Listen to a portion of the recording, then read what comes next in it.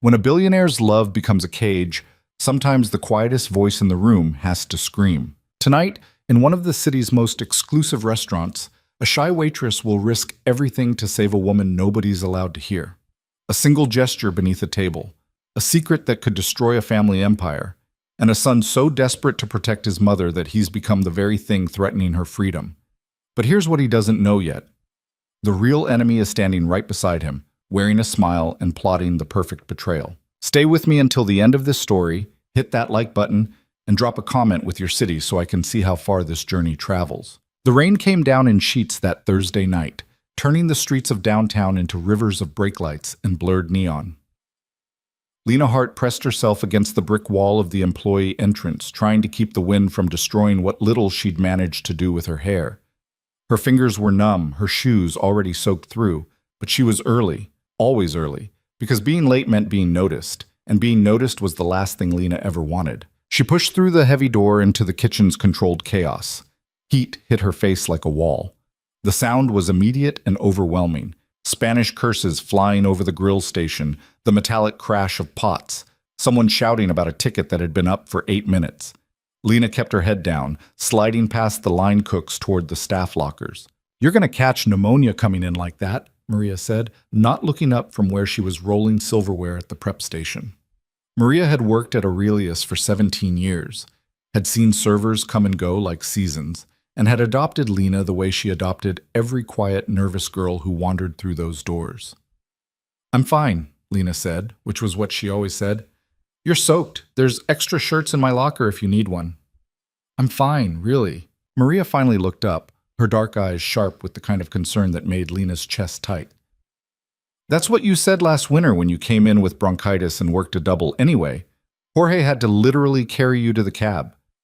Lena managed a small smile. "I took the medicine you gave me. After 3 days of me threatening to tell Raymond you were dying on his floor." Maria shook her head, going back to her silverware. "You're too quiet for your own good, mija. One of these days you need to make some noise." The irony of that statement would have been funny if it didn't hurt. Lena had spent the last 6 years making herself smaller, quieter, more invisible. It was safer that way. When you were invisible, people couldn't hurt you. When you were quiet, you couldn't say the wrong thing. When you kept your head down, the world mostly left you alone. She changed into her uniform, black slacks, white button-down, the burgundy vest that marked her as Aurelius staff, and checked her reflection in the small mirror taped inside her locker. Brown hair pulled back tight, minimal makeup, nothing that would catch anyone's eye. She looked exactly like what she'd trained herself to become. Forgettable. "Hart!" Raymond's voice cut through the kitchen noise. "Front of house now. We're already behind." Lena grabbed her order pad and pen, took one steadying breath, and pushed through the swinging doors into the dining room. Aurelius wasn't just expensive. It was the kind of place where expense stopped meaning anything because the people who ate there didn't think about money the way normal humans did. Crystal chandeliers caught the candlelight and scattered it across white tablecloths that cost more than Lena's monthly rent. The carpet was so thick, it swallowed sound. Even the air felt different here, rarefied, exclusive, weighted with the knowledge that you were somewhere most people would never see. Lena had been working here for 9 months, ever since she'd left her last restaurant after a manager got too comfortable with his hands. She was good at this job, mostly because being a good server meant being invisible in exactly the right way. You appeared when needed, vanished when not, and never ever inserted yourself into the guest's experience beyond the script. "Table 12 needs water," Jessica hissed as she passed, balancing 4 plates of something that probably cost more than Lena's car payment. "And 6 is waiting on their check. Raymond's losing his mind." Lena nodded, already moving. The rhythm of service was something she understood, the choreography of efficiency, the way you could lose yourself in the mechanical precision of it. Refill, clear, present, smile, repeat. Don't think, don't feel, just move. She was heading back toward the kitchen when she noticed the shift in atmosphere. It was subtle at first, the way conversations seemed to lower slightly, how heads turned just a fraction toward the entrance. Raymond appeared out of nowhere, smoothing down his already perfect tie, his expression locked into that particular smile he reserved for what he called significant guests. The hostess, Amber, had gone pale under her professional makeup. "That's the Ashford reservation." Jessica whispered, suddenly beside Lena again. Oh my God, I didn't think he'd actually show up. Who? Nolan Ashford? Are you serious? Jessica stared at her like she'd just admitted to not knowing what oxygen was. The Ashford Foundation? The Ashford Building? The guy who basically owns half the city's development projects? Lena shook her head. She didn't watch the news, didn't follow society pages, didn't pay attention to who was rich or powerful or important. Those things existed in a different world than hers. Well, he's here now, and Raymond's about to have a stroke. Jessica grabbed a water pitcher. Table 9, the corner window. That's his table. They blocked off the whole section. Lena glanced toward the corner and saw Raymond greeting two people with the kind of deference usually reserved for foreign dignitaries. The woman was immediately striking. Late 50s, maybe early 60s, with silver hair swept up in an elegant twist and a dress that probably cost more than Lena had earned in the last year. She moved with the kind of grace that came from a lifetime of being looked at, being admired. The man beside her was younger, early 30s, Lena guessed, and there was something about him that made the air feel different. He wasn't particularly tall, maybe 6 feet, but he carried himself like someone who'd never questioned his right to take up space. Dark suit, perfectly tailored, sharp jaw, eyes that seemed to catalog everything in the room in about 3 seconds. Those eyes passed over Lena without pausing, which was exactly what she expected. She was furniture, part of the scenery. Raymond was gesturing toward their table, practically bowing. The woman smiled at him, a polite practice smile that didn't quite reach her eyes. The man didn't smile at all. He just nodded once and placed a hand on the woman's lower back, guiding her toward the corner. Jessica, you're on that section tonight, right? Lena asked. Was. Raymond just switched it. Said I'm too chatty for this one. Jessica rolled her eyes. He gave it to Thomas. Thomas was the restaurant's most senior server, 50-something, formal to the point of being robotic, and constitutionally incapable of small talk. Lena watched him approach the table with a menu and water glasses, his face professionally blank. She should have gone back to her own section, should have focused on her own tables, her own tips, her own invisible existence. But something made her pause. The woman was looking around the restaurant, but there was something off about the way she did it. Her eyes didn't quite connect with anything. When Thomas spoke to her, presenting the menu with a slight bow, she didn't respond, just looked at the man across from her waiting. The man, Ashford, apparently, took both menus without looking at Thomas. We'll need a few minutes. Of course, sir. Thomas evaporated. Lena moved closer, pretending to check the water level on a nearby table. She was close enough now to see the details. The woman's jewelry was real. Of course it was real, but understated. Her makeup was perfect. Her posture was impeccable. But her hands, folded on the table in front of her, were absolutely still, too still. And then Lena saw it. The woman's eyes tracked to Ashford's face when he spoke, but not quite in sync. She was reading his lips. When he turned to look out the window at the rain, making some comment Lena couldn't hear, the woman's expression went carefully neutral. Not confused, not upset, just waiting. Waiting for him to look back at her so she could understand what he was saying. Lena's chest went tight. She knew that look. That careful blankness, that practiced patience. She'd seen it 1,000 times, worn it herself 100 more. It was the look of someone who'd learned to exist in a world that wasn't built for them, who'd gotten good at pretending not to notice when they were being erased. Hart, what are you doing? Raymond appeared at her elbow, his voice low and sharp. You're hovering. Get back to your section. Sorry. She moved, but something had shifted in her chest, a small crack in the careful wall she'd built. The dinner service continued around her. Lena went through the motions, greeting tables, taking orders, delivering food, clearing plates. She smiled when appropriate, laughed softly at jokes, made herself into the perfect forgettable server. But part of her attention kept drifting back to table 9. Ashford ordered for both of them. He did it smoothly, confidently, the way someone orders when they're used to making decisions. The woman didn't look at the menu, didn't even touch it. When Thomas asked if she'd like anything specific, Ashford answered before she could. My mother will have the salmon. No, the Dover sole. Better for her. His mother. That explained the resemblance, something in the sharp cheekbones, the set of the mouth. But it didn't explain why he was treating her like a beautiful silent prop. Lena delivered bread to the table next to theirs, close enough to hear Ashford talking on his phone. Something about a meeting being moved, numbers that needed to be revised. His mother sat perfectly still, her eyes on her water glass, her hands folded, waiting. When he hung up, he reached across the table and touched her hand briefly. "Sorry, you know how it is." She smiled at him. It was a genuine smile, warm and maternal, but there was something tired behind it. She said something, Lena couldn't hear what, and Ashford's expression softened just slightly. "I know, Mom. I'm trying. It's just been crazy with the new development, and—" He stopped, glanced around the restaurant as if suddenly remembering they weren't alone, then lowered his voice. Lena moved away. Not her business, not her problem. She had her own tables to worry about, her own tips to earn, her own invisible life to maintain. But she kept watching. The food came out. Thomas served it with his usual mechanical precision, placing each plate with the exact amount of ceremony the kitchen expected. The Dover sole for Ashford's mother. Some kind of steak for him. Wine that probably cost more than Lena's weekly paycheck. They ate in silence. Or rather, Ashford ate while checking his phone between bites. His mother ate carefully, precisely, her eyes mostly on her plate. Occasionally he would look up and say something to her. She would nod, respond briefly, and return to her meal.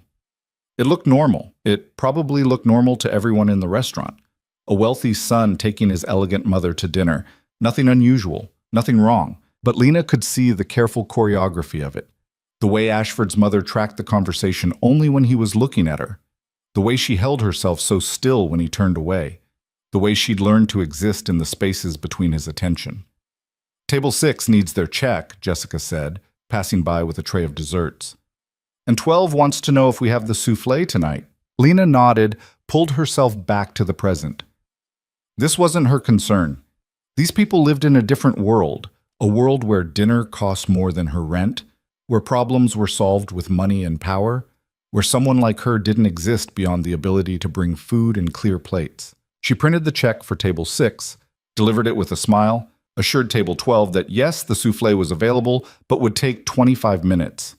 She refilled water glasses, brought extra bread, laughed at a terrible joke from the couple at table 14. She was good at this, good at being no one. "Lena," Maria's voice, quiet but urgent, from the kitchen doorway. "Raymond wants table 9 checked on. Thomas is dealing with some situation at table 3. Of course he did. Lena felt her stomach drop slightly, but she nodded. Professional, invisible, just doing her job. She approached table 9 with her best server smile in place. "Good evening. I'm just checking to make sure everything is to your satisfaction." Ashford barely glanced at her. "Fine." His mother looked up, though, and for just a second their eyes met. The woman's expression was polite, pleasant, perfectly calibrated for public consumption. But there was something else there, something that made Lena's breath catch. Recognition. Not of Lena specifically, but of what she represented. Another woman learning to be invisible. Another person existing in the margins. "Can I get you anything else?" Lena kept her voice level, professional. "We're fine," Ashford said, still not really looking at her. His attention was back on his phone, his thumb scrolling through something that apparently required a slight frown. Lena should have left, should have nodded and disappeared back into the scenery. But something made her linger for just a second, watching as Ashford's mother's eyes dropped back to her plate, as her shoulders settled into that familiar patient stillness. "Mom, I need to make a quick call. I'll be right back." Ashford stood, already moving toward the restaurant's lobby area before he'd finished the sentence. His mother nodded, but he was already gone. She sat alone at the table, surrounded by expensive food and crystal and soft candlelight, perfectly poised and completely isolated. Lena cleared her throat softly. "Ma'am, is there anything I can—" The woman looked up at her, and this time there was something desperate in her expression. Just for a flash. Just for a second. A crack in the perfect facade. And Lena knew. She knew exactly what that look meant because she'd worn it herself for years. The look of someone drowning in plain sight, of someone screaming into silence, of someone so tired of pretending that everything was fine when nothing was fine. Without thinking, without letting herself think, Lena let her right hand drop to her side, below the table's edge where the cameras couldn't see, where Ashford wouldn't notice when he returned. Her fingers moved in a shape she hadn't made in 6 years. Are you okay? The effect was instantaneous. Ashford's mother went absolutely rigid, her eyes going wide. For a long moment, she just stared at Lena, and Lena was sure she'd made a catastrophic mistake. This woman didn't sign. Didn't know ASL. Lena had just made the worst assumption of her life based on nothing but a feeling, and now she was going to get fired, and the woman's hand moved, slow, careful, slightly rusty, but unmistakable. No. Then, help. Lena felt the world tilt slightly. Her heart was hammering so hard she could feel it in her throat. She glanced toward the lobby, saw Ashford's back as he paced while talking on his phone. What's wrong? She signed low, fast, years of practice making her hands fluid even though her fingers were shaking. My son. The woman's signs were careful, precise, formed with the kind of deliberation that suggested someone who'd learned young but hadn't used the language in a long time. He doesn't know. He thinks he's protecting me. From what? From everyone. Everything. The woman's face was still perfectly composed, but her hands told a different story. There's someone, family, lying to him, making him think I need, what the hell is this? Lena jerked back so fast she nearly knocked into the table behind her. Ashford was standing 3 feet away, his phone forgotten in his hand, his expression absolutely murderous. I was just checking if you were signing to my mother. His voice was quiet, controlled, which somehow made it worse than if he'd been shouting. You were having a conversation with her, in sign language, at my explicit instruction that staff were to treat her like any other guest. Sir, I didn't mean, do you have any idea? He stepped closer, and Lena automatically stepped back. How many people try to exploit her? How many vultures show up with their hands out, pretending to care, just trying to get close to the family? I wasn't trying to. You absolutely were. His eyes were cold, calculating. You saw an opportunity. Thought you'd make friends with the deaf lady, maybe work your way into some kind of relationship, maybe get yourself a nice tip or a reference or whatever it is people like you are after. People like you. The words hit like a slap. That's not. I would never. Lena's voice came out strangled. Around them, other diners were starting to notice, starting to turn and stare. Raymond! Ashford didn't raise his voice, but it carried anyway. I need to speak with you. Now!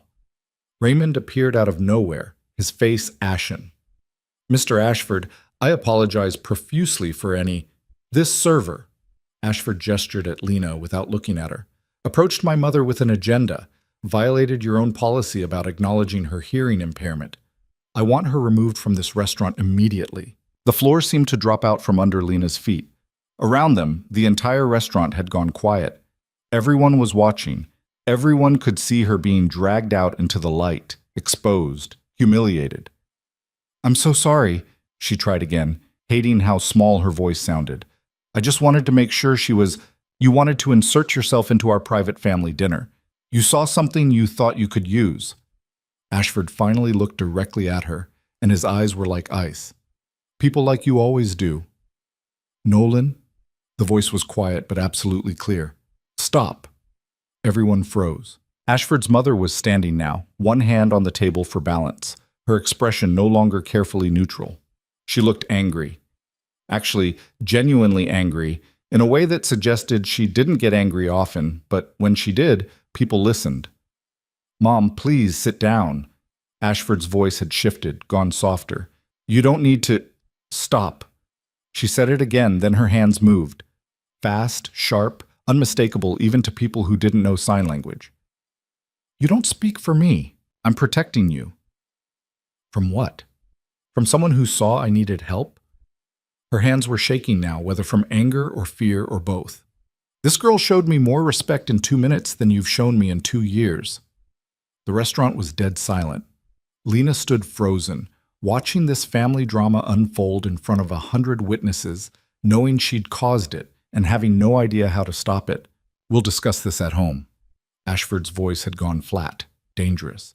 He reached for his mother's arm, but she pulled away.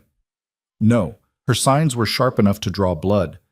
We'll discuss it now, in front of everyone.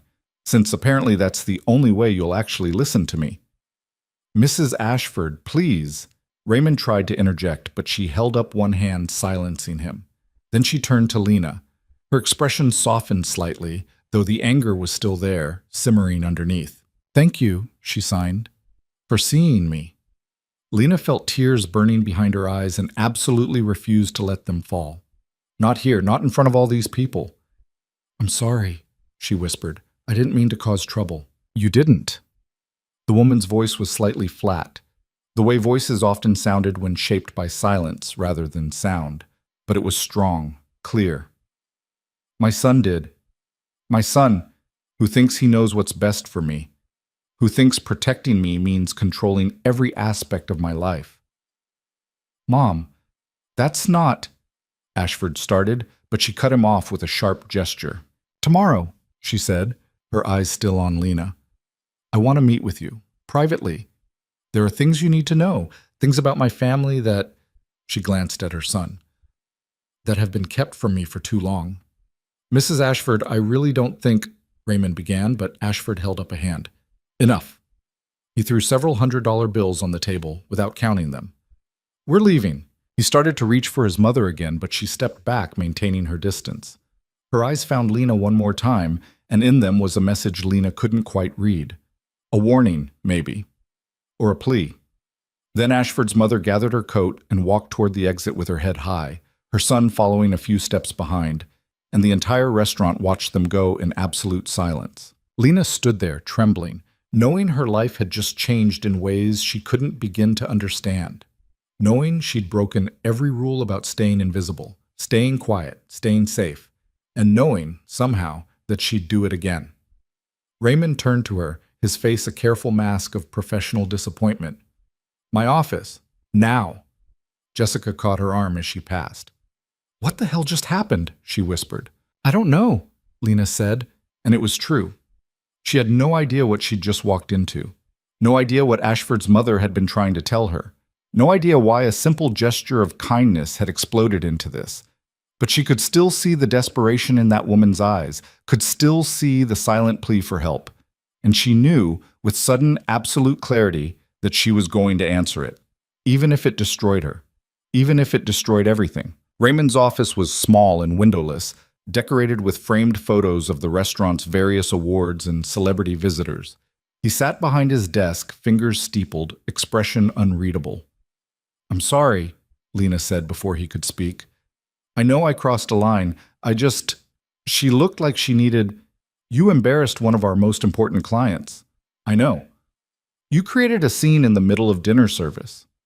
I know. You violated a direct policy about how to handle that particular guest.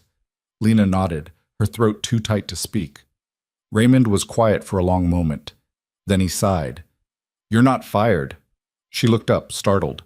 Mr. Ashford requested that you be terminated immediately. However, Raymond held up a hand as hope flared in Lena's chest. Mrs. Ashford called me personally 20 minutes ago, from the car. She was very clear that if I fired you, she would make sure we lost not only the Ashford business, but several other high-profile clients who value her opinion. What? She also said, Raymond pulled out a business card and slid it across the desk. That you're to contact her tomorrow, that she has a proposal for you. Lena picked up the card. Heavy stock, elegantly simple. Vivian Ashford, the Ashford Foundation. I don't understand. Neither do I. Raymond leaned back in his chair. But I do understand that you just got very, very lucky, or very, very unlucky. I'm not sure which yet. He paused. I'm suspending you for 3 days. Unpaid. When you come back, you don't go near that family again unless explicitly requested. Understood? Yes. Thank you. Go home, Lena. Get some sleep. And tomorrow when you call that number, be very careful. The Ashfords are not people you want to get entangled with. Trust me. Lena nodded and left, clutching the card like a lifeline. Outside, the rain had stopped. The city was washed clean, reflecting streetlights and puddles that looked like portals to some other world. Lena walked to the bus stop, her mind racing. She should ignore the card, should go back to her apartment, sleep, and when she returned to work in 3 days, she should forget this whole thing ever happened. She should go back to being invisible. That was the smart thing, the safe thing. But when she closed her eyes, she saw Vivian Ashford's hands signing help, saw the desperation and determination in her expression, saw the way she'd stood up in front of all those people and demanded to be heard. Lena pulled out her phone and looked at the card again. Tomorrow. She would call tomorrow. And whatever came next, whatever door she was about to walk through, she had a feeling there would be no going back. The bus arrived and Lena got on, heading home through the wet streets, carrying a business card and a secret and the beginning of something that felt like courage. Behind her, in a luxury car cutting through the same rain-slicked streets, Vivian Ashford sat in silence while her son drove, his jaw tight with anger he was trying to control. And in the back seat of his mind, a small seed of doubt had been planted. His mother had spoken, had stood up for a stranger, had defied him publicly. And somewhere in the Ashford building, in an office that overlooked the city like a throne room, Adrian Mercer got a phone call about the incident at the restaurant and smiled, because chaos was exactly what he needed. And the quiet little waitress who'd started it all had no idea she'd just become the most important piece on a board she didn't even know existed. Lena didn't sleep that night. She lay in her apartment, a cramped studio in a building that smelled like old cooking oil and regret, staring at the water-stained ceiling and turning Vivian Ashford's business card over and over in her hands until the edges went soft. At 3 a.m., she got up and made tea she didn't drink. At 4 a.m., she paced the 12 steps from her kitchenette to her bed and back again. At 5 a.m., she stood at her window watching the city wake up, watching delivery trucks rumble past, watching the sky turn from black to gray to that particular shade of dirty pink that meant morning, whether you were ready for it or not. By 6 a.m., she'd convinced herself not to call. By 7 a.m., she'd changed her mind again. By 8 a.m., when her phone actually rang, she nearly dropped it. Unknown number. She stared at it for 3 rings before her thumb moved. Hello?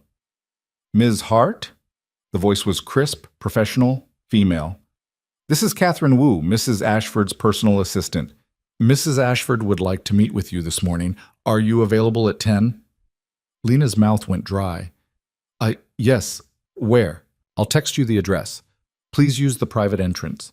Don't speak to anyone except the security guard, and don't mention this meeting to anyone. Is that clear? Yes, but I don't understand, but Mrs. Ashford will explain everything. 10 o'clock, Ms. Hart. Don't be late. The line went dead. Lena stood there holding her phone, her heart doing something complicated and painful in her chest. This was insane. She should ignore it, should block the number, should go back to bed and pretend last night never happened. Her phone buzzed. The address was in the financial district, one of those glass towers that looked like it could slice the sky open. Of course it was. She had 90 minutes to get there. 90 minutes to talk herself out of this. 90 minutes to remember that she'd spent 6 years building walls specifically to avoid situations like this one. She went anyway. The subway was packed with morning commuters, everyone locked in their own private bubbles of exhaustion and coffee. Lena stood pressed against the door, watching the tunnel lights strobe past, trying not to think about what she was doing, trying not to remember the last time she'd let herself get pulled into someone else's world. That had been 6 years ago. That had ended with her parents refusing to speak to her. That had ended with her changing her phone number and her last name and everything about herself that could be changed. The train lurched. Someone's elbow dug into her ribs. She kept her eyes on the darkness outside the window and told herself she could still turn around. The Ashford building was even more intimidating up close. 60 stories of steel and glass that seemed designed to make normal humans feel small. Lena found the private entrance on the east side, unmarked except for a small bronze plaque and a security camera that tracked her approach. A guard appeared before she could knock. He was massive, the kind of guy who looked like he'd been carved out of granite and then taught to wear a suit. ID. She fumbled for her wallet, handed over her driver's license with shaking fingers. He scanned it, checked something on a tablet, then nodded. 34th floor. Elevator's straight back. Code is 7829. Someone will meet you. The elevator was the kind that moved so smoothly you couldn't feel it, just watched the numbers climb in silence. Lena caught her reflection in the polished brass doors and barely recognized herself. She'd tried to dress professionally, black pants, gray blouse, hair pulled back, but she still looked terrified. The doors opened on the 34th floor and Lena stepped into a reception area that was all cream marble and modern art. A woman in her 40s, Asian, impeccably dressed, stood waiting. "Ms. Hart, I'm Catherine Wu. Please follow me." Catherine moved fast, her heels clicking against the marble like a metronome. Lena hurried to keep up, catching glimpses of offices through glass walls, people on phones, people at computers, people who all looked like they belonged in this world in a way she absolutely did not. "A few ground rules," Catherine said without slowing down. "Mrs. Ashford is extending an enormous amount of trust by meeting with you. You will not record this conversation. You will not discuss it with anyone. You will not contact the press or attempt to leverage this situation for personal gain. If you violate any of these conditions, the consequences will be severe. Are we clear?" "Yes, but I would never—" "Everyone says that." Catherine stopped in front of a heavy wooden door. "Most people mean it. Some don't. Mrs. Ashford has learned to be careful." She knocked twice, then opened the door. "She's ready for you." The office was smaller than Lena expected, more library than corporate space. Floor-to-ceiling bookshelves lined 2 walls. A large window overlooked the city.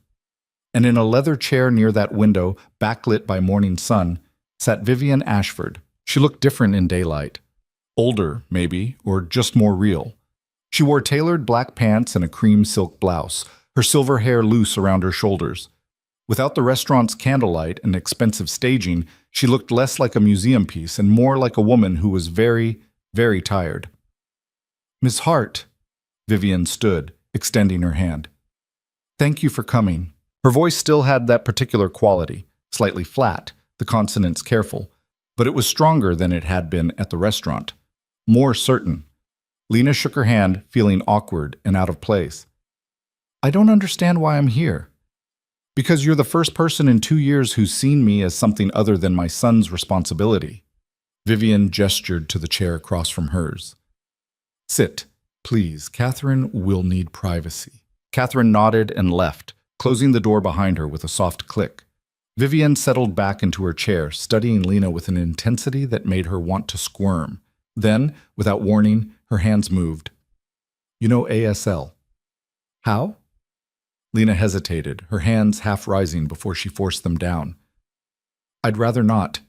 It's complicated. Everything worth knowing is complicated." Vivian's signs were graceful, practiced. "I need to know if I can trust you. So tell me, how does a waitress learn to sign?" "I'm not just a waitress." "I know. That's why you're here." The statement hung in the air between them. Lena looked at her hands, at the door, at anywhere except Vivian's patient, waiting face. "My sister was deaf," she said finally. The words felt like glass in her throat. "Is deaf? I don't know. I haven't spoken to her in 6 years." Vivian's expression didn't change, but something shifted in her eyes. "Tell me." So Lena did. She didn't mean to. She'd gotten very good at not telling this story, at keeping it locked away where it couldn't hurt her. But something about this woman, about this moment, about the way Vivian watched her with complete attention, made the words come anyway. "Her name is Maya. She was born deaf, genetic," they said. "I learned to sign before I learned to read. It was just part of life, part of who we were." Lena's hands moved unconsciously as she talked, shaping words in the air. "Our parents were hearing. They tried, but they never really got it. Never really understood that Maya wasn't broken, wasn't something that needed to be fixed. They just wanted her to be normal." Normal. Vivian's sign was sharp, bitter. "When I was 24, Maya met someone. Another deaf person, someone from the community. They fell in love. She was happy for the first time in years." Lena's throat got tight. "My parents hated him. Said he was keeping Maya isolated, keeping her away from the hearing world. They wanted her to get a cochlear implant, wanted her to try harder to speak, wanted her to be someone she wasn't. And you? I took her side, told my parents they were wrong, told them Maya had a right to choose her own life, her own language, her own world." The memory still hurt, even after all this time. "They said I was betraying the family, said I was enabling Maya's disability instead of helping her overcome it, said if I really loved her, I'd want her to be normal." Vivian's jaw tightened. "So you left?" "They kicked me out, said I couldn't come back until I apologized, until I admitted they were right." Lena looked out the window, watching the city sprawl below them. "I tried to stay in touch with Maya, but my parents made it impossible. Changed her phone number, monitored her email. Eventually she stopped responding. I don't know if it was her choice or theirs. I'm sorry. Don't be. I made my choice. I knew what it would cost. Lena turned back to Vivian. But that's why I haven't signed in 6 years. Why I try not to think about any of it. It's easier that way. Easier for who? The question landed like a punch. Lena didn't have an answer. Vivian stood and walked to the window, her back to Lena. When she signed again, her movements were slower, weighted with something that looked like grief. My husband died 3 years ago. Stroke. Very sudden. She paused. Before he died, we had a son. Nolan. You met him. I remember. Nolan was born hearing. We raised him bilingual, English and ASL. His father was hearing too, but he learned to sign fluently. For years it worked. We were a family. Vivian's hands moved through the air like she was painting something beautiful and then watching it dissolve. Then my husband died, and Nolan changed. Changed how? Vivian turned around. He became afraid of losing me the way he lost his father, afraid of anything that might hurt me or take me away. He started making decisions for me, started treating me like something fragile that needed protecting. That's what you meant last night, when you signed that he doesn't know.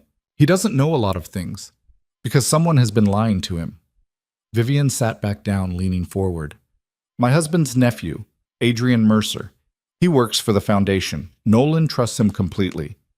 But you don't. I know what he is. I've known for a year, maybe longer, but Nolan won't listen. Adrian has spent 3 years positioning himself as Nolan's closest advisor, his most loyal ally. And the whole time he's been planning to take everything. Lena's heart started beating faster. Take what? The foundation, the family trust, everything my husband built. Vivian pulled a folder from beside her chair and set it on the small table between them. Adrian has been working with a doctor, Dr. Richard Kensington, one of the foundation's board members. They've been building a case that I'm mentally incompetent, that my deafness makes me unable to manage my own affairs. That's insane. You're clearly capable, intelligent, in control of my faculties. Vivian's smile was bitter. None of that matters if the paperwork says otherwise. Dr. Kensington has been falsifying medical reports for months, making it look like I'm declining, like I need a conservator to manage my assets. Lena opened the folder. Inside were medical reports, letters, evaluations, all with official letterheads and signatures. She couldn't understand most of the medical terminology, but the conclusions were clear enough. Patient shows signs of cognitive decline. Patient unable to make informed decisions. Patient requires full-time oversight. These are all fake? Fake or exaggerated or taken out of context. Dr. Kensington will say whatever Adrian pays him to say. Vivian's hands clenched. And Nolan believes him, because Adrian has convinced my son that protecting me means controlling every aspect of my life, that letting me make my own choices is dangerous. Why are you telling me this? Because I need help. And everyone I've tried to trust has either betrayed me or been too afraid of Nolan to act. Vivian met Lena's eyes. You're not afraid of him. You stood up to him in public. You risked your job to ask if I was okay. That tells me you might be the one person in this whole mess who actually sees me as a human being instead of a problem to be managed. Lena felt the weight of that settling on her shoulders. I'm just a waitress.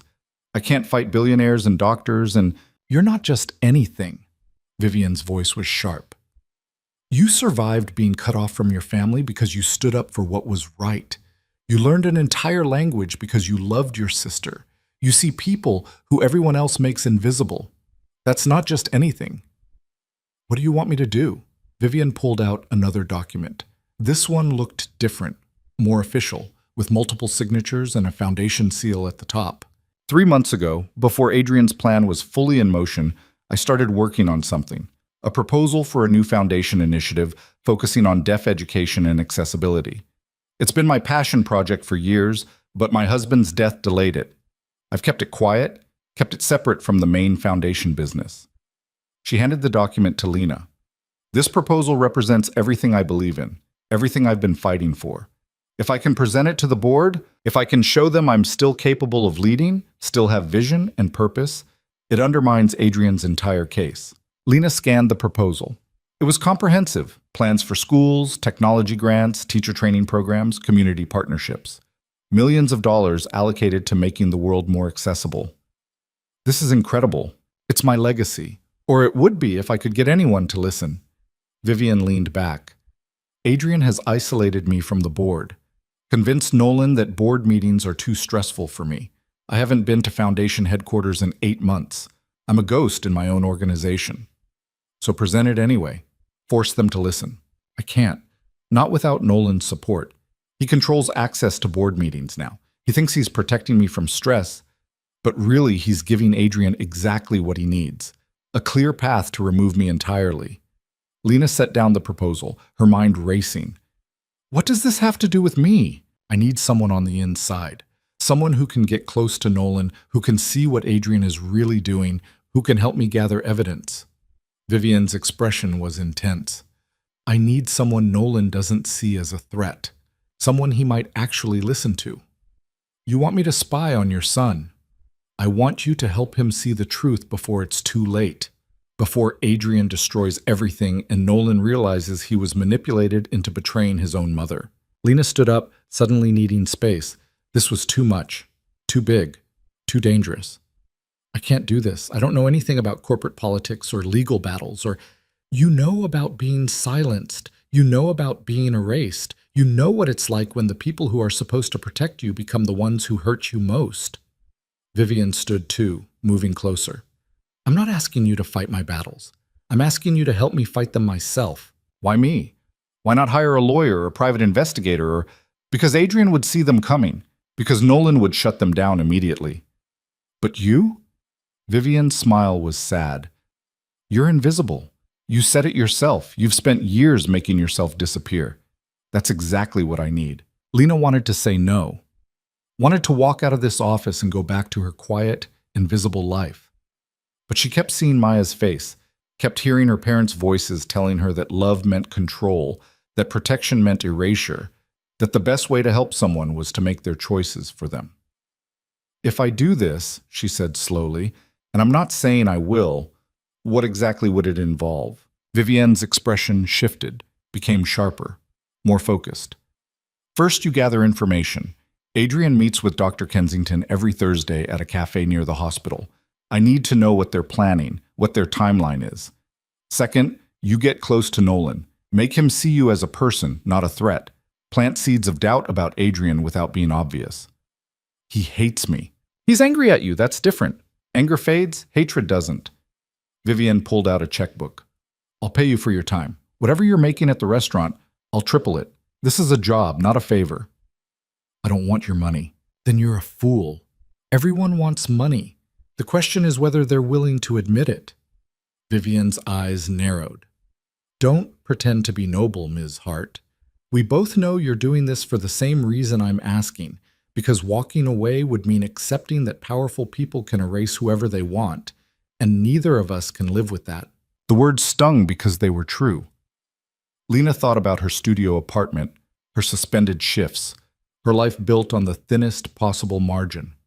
Thought about Maya somewhere out there, silenced by people who claimed to love her.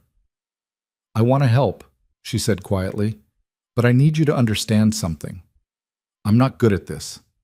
I'm not brave or clever or...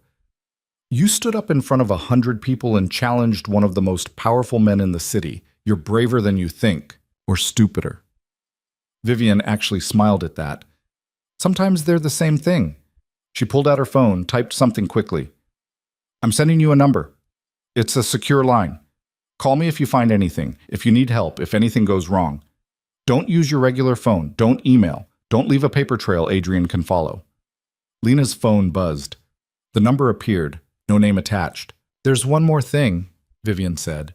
Her expression had gone serious again. Nolan has a daughter, Emma. She's 5. She lives with him full-time. Her mother died in childbirth. Lena's chest tightened. That's how he became like this. The control thing. He lost his father and his wife within 2 years. Now he has Emma and me, and he's terrified of losing us too. So he holds on so tight that he's strangling us both. Vivian's hands moved, signing something that didn't have a direct English translation. Something about love and chains and the space between. Emma is starting to notice that her father keeps her grandmother away, starting to ask why Grandma doesn't visit anymore. Nolan tells her, I'm busy, I'm tired, I need rest. But Emma knows something's wrong. But tries. You want me to what? Talk to a 5-year-old about corporate espionage? I want you to remember that this isn't just about money or power or pride. It's about a little girl who's learning that the people you love most are the ones who disappear. I won't let Nolan turn into his uncle. Won't let Adrian poison him completely. And I won't let Emma grow up thinking her grandmother abandoned her. The weight of it settled over Lena like a physical thing. This wasn't just about Vivian or Nolan or even Adrian. It was about generations of silence and control and love that looked like violence. Okay, she heard herself say. I'll help. But I need you to promise me something. What? If this goes wrong, if I end up getting hurt or fired or worse, you don't try to fix it. You don't throw money at it or make it go away. You let me handle the consequences of my own choices. Vivian studied her for a long moment. Then she extended her hand. Deal. They shook on it, and Lena felt the axis of her life shift in a way that seemed both terrifying and inevitable. Start with the cafe, Vivian said. Thursday morning, 9 a.m. It's called The Daily Grind, 2 blocks from Mercy General Hospital. Adrian always sits at the corner table. Dr. Kensington joins him. They'll talk for about an hour. How do I can't just walk up and eavesdrop. You can if you work there. Vivian pulled out another business card, this one for someone named Marcus Chen. He owns the cafe. He owes me a favor. Tell him you need a temporary position, Thursday mornings only. He'll make it work. Lena took the card, feeling like she was collecting puzzle pieces to a picture she couldn't see yet. Anything else? Yes, be careful. Adrian is smart and patient and absolutely ruthless. If he realizes you're working against him, he won't hesitate to destroy you. Vivian's expression was grim. I'm asking you to walk into a minefield. I won't pretend otherwise. Comforting. I don't need to comfort you. I need you to succeed. Vivian stood, signaling the meeting was over. Catherine will see you out. Call me after Thursday. Let me know what you learn. Lena stood too, her legs slightly unsteady. Can I ask you something? Yes. Last night, at the restaurant, you said someone was lying to Nolan, making him think you needed protecting. Did you know then that it was Adrian? Vivian's expression went dark. I've known for months, but knowing and proving are different things. Adrian is very good at covering his tracks. Then how? I have my sources, people who still remember that I built this foundation alongside my husband, that I'm not just decoration. She paused. But sources aren't enough. I need evidence. That's where you come in. Catherine appeared in the doorway as if summoned. Are we finished? For now. Vivian turned to Lena one last time. Thank you, Ms. Hart, for seeing me, for helping me, for being willing to take this risk. Don't thank me yet, Lena said. I might screw this up completely. Then you'll screw it up trying. That's more than most people can say. Catherine escorted Lena back to the elevator in silence. As the doors closed, Lena caught one last glimpse of Vivian standing in her office doorway, backlit by that enormous window, looking both powerful and incredibly alone. The elevator descended smoothly, carrying Lena back to ground level, back to her regular world. But she could feel it already, the way everything had changed, the way she'd stepped into something bigger than her quiet life, her invisible existence, her careful walls. Outside, the city was bright and busy and indifferent. Lena stood on the sidewalk holding 2 business cards and a phone number that led to a woman who'd just asked her to commit corporate espionage. She should run, should delete the number, throw away the cards, go back to the restaurant, and beg Raymond to forget any of this ever happened. Instead, she pulled out her phone and called Marcus Chen. He answered on the second ring. Yeah? Mr. Chen? My name is Lena Hart. Vivian Ashford said you might be able to help me with a job. There was a pause, then, what kind of job? Thursday mornings, just a few hours. I'm a trained server, I can make coffee, I'm good with people. You one of Vivian's projects? Lena hesitated. Something like that. Another pause, longer this time. Fine. Come by Wednesday evening. We'll do a trial run. If you can make a decent latte and keep your mouth shut about whatever you see, we'll talk. Thank you. I really appreciate... He'd already hung up. Lena stood there holding her phone, reality starting to catch up with adrenaline. She'd just agreed to spy on a man planning to destroy his aunt. She'd just taken a job at a cafe specifically to eavesdrop on private conversations. She'd just walked into exactly the kind of situation she'd spent 6 years avoiding. Her phone buzzed. A text from an unknown number. "You did the right thing, V." Lena stared at the message, then at the city around her. All those buildings full of people living their lives, making their choices, fighting their battles.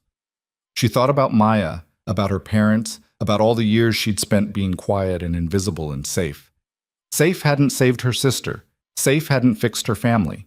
Safe had just made her small. She deleted the text, pocketed her phone, and started walking. She had 4 days until Thursday. 4 days to figure out how to spy on people who could destroy her with a phone call. 4 days to prepare for something she had absolutely no idea how to do. Somewhere across the city, in an office decorated with expensive art and floor-to-ceiling windows, Adrian Mercer was having lunch with Dr. Kensington. They were discussing timelines and strategies and exactly how much money it would take to declare a deaf woman incompetent. They were confident and careful and completely unaware that the invisible waitress they'd never noticed was about to become their biggest problem. And in a penthouse apartment overlooking the park, Nolan Ashford was putting his daughter to bed, reading her a story about a princess who needed rescuing. Emma asked again why Grandma didn't visit anymore, and Nolan told her again that Grandma was tired, that Grandma needed rest, that he was taking care of everything. He believed it. Believed he was protecting everyone he loved. Believed that control was the same as care, that making choices for people was the same as keeping them safe. He didn't know yet that his mother had just hired the woman he'd humiliated. Didn't know that the quiet waitress was about to walk into his perfectly controlled world and set it on fire. But he would. They all would. Because Lena Hart had spent 6 years being invisible, and she was very, very good at it. And sometimes the most dangerous person in the room was the one nobody saw coming. Wednesday evening, Marcus Chen looked her up and down with the kind of skepticism usually reserved for used car salesmen and politicians. He was maybe 50, compact and wiry, with graying hair pulled back in a ponytail, and the permanently tired eyes of someone who'd been running a small business for too long. "Vivian said you needed work. Didn't say why." "Does it matter?" Lena kept her voice steady, even though her palms were sweating. "Depends on whether you're running from something or running toward it." He gestured at the espresso machine, a gleaming beast of chrome and pressure gauges that looked like it could power a small aircraft. "Make me a cappuccino. Let's see if you actually know what you're doing." The daily grind was smaller than she'd expected, wedged between a pharmacy and a dry cleaner. Exposed brick walls, mismatched furniture, the smell of coffee beans and something baking in the back. A few customers sat scattered around, students with laptops, an older man doing a crossword, a woman knitting something enormous in purple. Lena approached the machine like it might bite her. She'd made coffee before, but nothing like this. Her hands shook slightly as she ground the beans, tamped the espresso, steamed the milk. The hiss and gurgle of the machine sounded too loud in the quiet cafe. When she finished, the foam was uneven and the presentation was sloppy, but it was drinkable. Probably. Marcus took a sip, his face giving away nothing. Then another. Then he set down the cup. "It's terrible." Lena's stomach dropped. "I can do better. If you just give me..." "But it's terrible in a way that says you've actually made coffee before. You're just nervous." He leaned against the counter. "Vivian doesn't ask me for favors often. When she does, I pay attention. So whatever this is about, whatever you're actually doing here, I don't want to know. You show up Thursday at 8:30. You make coffee. You keep your ears open and your mouth shut. We clear?" "Yes." "Thank you. Don't thank me yet. You might hate what you hear." He pulled out a black apron with the cafe's logo. "Thursdays only. Cash payment at the end of each shift.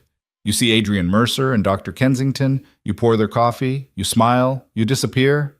They don't notice staff. That's the whole point." "How do you know them?" "I know everyone who comes in here every week for 2 years and tips like they're doing me a favor instead of the other way around." Marcus's expression went hard. "Adrian Mercer is a snake in expensive shoes. Whatever he's planning, I hope Vivian tears him apart." Lena took the apron, folded it carefully. "You know her well?" "She loaned me money when the bank wouldn't, back when my daughter needed surgery. Didn't ask for interest. Didn't ask for anything except that I pay it forward when I could. He turned away, started wiping down the counter. Some people with money use it like a weapon. Vivian uses it like a tool. There's a difference. The next morning, Lina woke up at 6 a.m. with her heart already racing. She'd barely slept, kept seeing Adrian Mercer's face even though she'd never actually met him, kept rehearsing what she'd say if anyone asked what she was doing there. She dressed carefully, jeans, plain t-shirt, hair in a ponytail. Nothing memorable, nothing that would make anyone look twice. She practiced her coffee smile in the bathroom mirror until it looked natural, until she could hide the fear behind it. The subway ride felt endless. Every stop, every delay, every moment stretched out like taffy. By the time she reached the cafe, her hands were shaking again. Marcus was already there, setting up the pastry case. He looked up when she entered, nodded once. Machines warmed up, registers got 100 in small bills, corner tables reserved for 9 o'clock. Don't hover, don't stare, don't do anything that makes them notice you. What if they ask me something? Answer it. You're a waitress. Act like one. He paused. And Lina, whatever you hear, don't react. I don't care if they're planning to burn down the city. You smile, you nod, you pour coffee.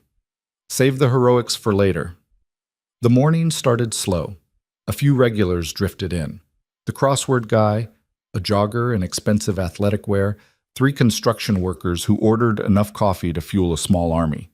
Lina fell into the rhythm of it, letting muscle memory take over. Pour, smile, clear, repeat.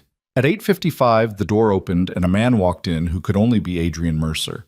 He was younger than she'd expected, late 30s, maybe 40, with the kind of good looks that required effort to maintain. Perfect hair, perfect suit, perfect smile when he nodded at Marcus. He moved like someone who'd never questioned whether he belonged somewhere. He sat at the corner table without being directed, pulled out his phone, started scrolling. 2 minutes later, another man arrived. Older, 60s, with silver hair and wire-rimmed glasses. He carried a leather briefcase and walked with the slight stiffness of someone whose back hurt more than they admitted. Dr. Kensington. Had to be. Lina grabbed the coffee pot and approached their table, her heart hammering so hard she was sure they could hear it. Good morning, coffee? Please. Adrian didn't look up from his phone. Dr. Kensington nodded, still settling into his chair. She poured carefully, keeping her hands steady through sheer force of will. Neither man looked at her. She might as well have been a machine. Cream and sugar are on the table. Let me know if you need anything else. She walked away, found a spot near the counter where she could wipe down tables, refill napkin holders, look busy while staying close enough to hear. Adrian set down his phone. You look tired, Richard. Long night. Had to review the updated reports. Dr. Kensington pulled papers from his briefcase. I think we're ready. The documentation is comprehensive enough to satisfy any board inquiry. Show me. Lina wiped the same table for the 3rd time, her ears straining. From this angle, she could see them in her peripheral vision. Dr. Kensington was spreading documents across the table. Medical reports, charts, something with an official-looking seal. I've documented a progressive decline in cognitive function over the past 18 months, Dr. Kensington said, his voice clinical and detached. Memory lapses, difficulty with complex decision-making, episodes of confusion, all supported by assessments and third-party observations. None of which actually happened. None of which can be disproven. That's the beauty of cognitive decline in a deaf patient. How does anyone verify what she understands versus what she's choosing not to respond to? The ambiguity works in our favor. Adrian leaned back, examining the papers. And the timeline? I'll present to the board in 3 weeks. Recommend immediate conservatorship for her own protection. With Nolan's support, it should be unanimous. Nolan won't question your findings. Nolan wants his mother safe. He'll see this as keeping her from making dangerous decisions, from being exploited by people who might take advantage of her disability. Dr. Kensington smiled, and it was the coldest thing Lina had ever seen. He'll probably thank me for being thorough. And once the conservatorship is in place, you'll have full control of her assets pending board approval, which, given that you're family and have been managing foundation operations for 3 years, should be a formality. Adrian picked up one of the reports, scanned it. What about the education initiative she's been working on? What initiative? Dr. Kensington's smile widened. I have no record of any such project. If she's been working on something, clearly it's another sign of her deteriorating judgment. Pursuing projects without board approval, without proper channels, more evidence that she needs protection from her own impulses. Lena felt sick. She gripped the rag in her hand so tightly her knuckles went white. These men were sitting here drinking coffee and casually discussing how to erase a woman's entire life, and they didn't even have the decency to look guilty about it. "There's one complication," Dr. Kensington said. "Catherine Wu, Vivian's assistant. She's loyal to a fault. She'll fight this. Catherine doesn't have standing. She's an employee, not family." Adrian sipped his coffee. "I'll handle her. Give her a generous severance, a glowing reference. She'll take it. People always do when you make the alternative uncomfortable enough. And if she doesn't, then we make her credibility an issue. Raise questions about whether she's been managing Vivian's affairs appropriately. Suggest she has her own financial motivations." Adrian's voice was casual, like he was discussing the weather. "There are ways to make problems disappear, Richard. You know that." "What about the daughter, Emma? What about her?" "Nolan's very protective. If he thinks any of this will upset the child, it won't. Emma won't even notice. She barely sees her grandmother anymore anyway. Nolan's been managing that distance for months." Adrian smiled. By the time this is done, Emma will have forgotten her grandmother was ever part of her life. Children are adaptable that way. Lena's vision blurred. She turned away, walked blindly toward the back, her breath coming too fast. She made it to the small bathroom before her hands started shaking so badly she had to grip the sink. These men were planning to steal a woman's identity, her agency, her entire life. They were planning to manipulate her son into betraying her. They were planning to erase her from her own granddaughter's memory. And they were doing it over coffee and pastries like it was a normal Thursday morning. She splashed cold water on her face, forced herself to breathe. She had to go back out there, had to keep listening, had to remember every word because Vivian needed evidence, needed ammunition, needed something concrete enough to fight back with. When she returned to the main room, they were still talking. The construction workers had left. The jogger was gone. It was just Marcus behind the counter, pretending not to notice anything, and Lena trying to look invisible while her whole body vibrated with rage. "The board meeting is scheduled for the 15th, Dr. Kensington was saying. "I'll present my findings. You'll express concern as family. Nolan will support the recommendation. It should take less than an hour. And after you'll have legal authority to make all decisions regarding the Foundation's direction, including shutting down any pet projects that don't align with your vision." "Doctor." Kensington gathered his papers. "Vivian built something beautiful with her husband, but beautiful doesn't always mean profitable. You'll be able to redirect resources to more practical ventures. Practical meaning ventures that benefit us. I prefer to think of it as ventures that benefit everyone. The Foundation will be more efficient, more focused, more modern." Dr. Kensington stood, tucked his briefcase under his arm. "And Vivian will be comfortable and cared for, just removed from decision-making that clearly overwhelms her." They shook hands. Adrian dropped a 20 on the table. Too much for 2 coffees, just enough to look generous without actually thinking about it. They walked out together, still talking, their voices fading as the door closed behind them. Lena stood frozen, the coffee pot still in her hand. Marcus appeared at her elbow. "You okay?" "No." Her voice came out strangled. "Did you hear? I heard enough. Go. Call whoever needs to know. I'll close up early today." Lena's hands were shaking so badly it took 3 tries to untie her apron. She grabbed her bag, nearly ran out the door. 2 blocks away, she ducked into an alley and pulled out her phone. The secure number Vivian had given her rang 4 times before connecting. "Lena?" Vivian's voice was sharp with concern. "What happened?" "They're going to do it. In 3 weeks. Dr. Kensington has fake medical reports showing cognitive decline. Adrian's planning to use Nolan's protectiveness against him. They're going to convince him that conservatorship is for your own good, and then they're going to take everything." There was a long silence. Then, "Tell me exactly what they said. Every word you remember." So Lena did. She stood in that alley, her back against cold brick, and recited the entire conversation as accurately as she could. The fake documentation, the timeline, the plan to discredit Catherine, the casual dismissal of Emma, the admission that beautiful things weren't as important as profitable ones. When she finished, Vivian was quiet for so long Lena thought the connection had dropped. "Vivian, are you there?" "I'm here." Her voice sounded tired, old. I knew it was bad. I didn't know it was this calculated. What do? We fight. But we need more than overheard conversation. We need proof, documentation, something that connects Dr. Kensington's reports to Adrian's payments. How do we get that? I don't know yet. Vivian exhaled slowly. But we have 3 weeks to figure it out. Can you keep watching them? Keep gathering information? Yes. But Vivian, they're planning to fire Catherine, to make her unemployable if she fights back. Catherine can take care of herself. She's tougher than Adrian thinks. A pause.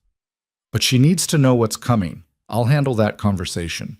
You focus on gathering evidence. There's something else. Lena's throat was tight.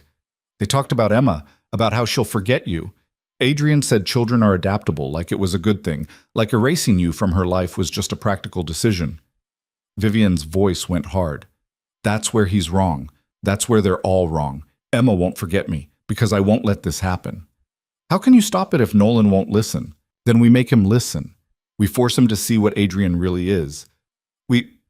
Vivian stopped. There's something I haven't told you about Nolan, about why he became this way. You said he lost his father and his wife. That's part of it. But there's more. Vivian's voice dropped.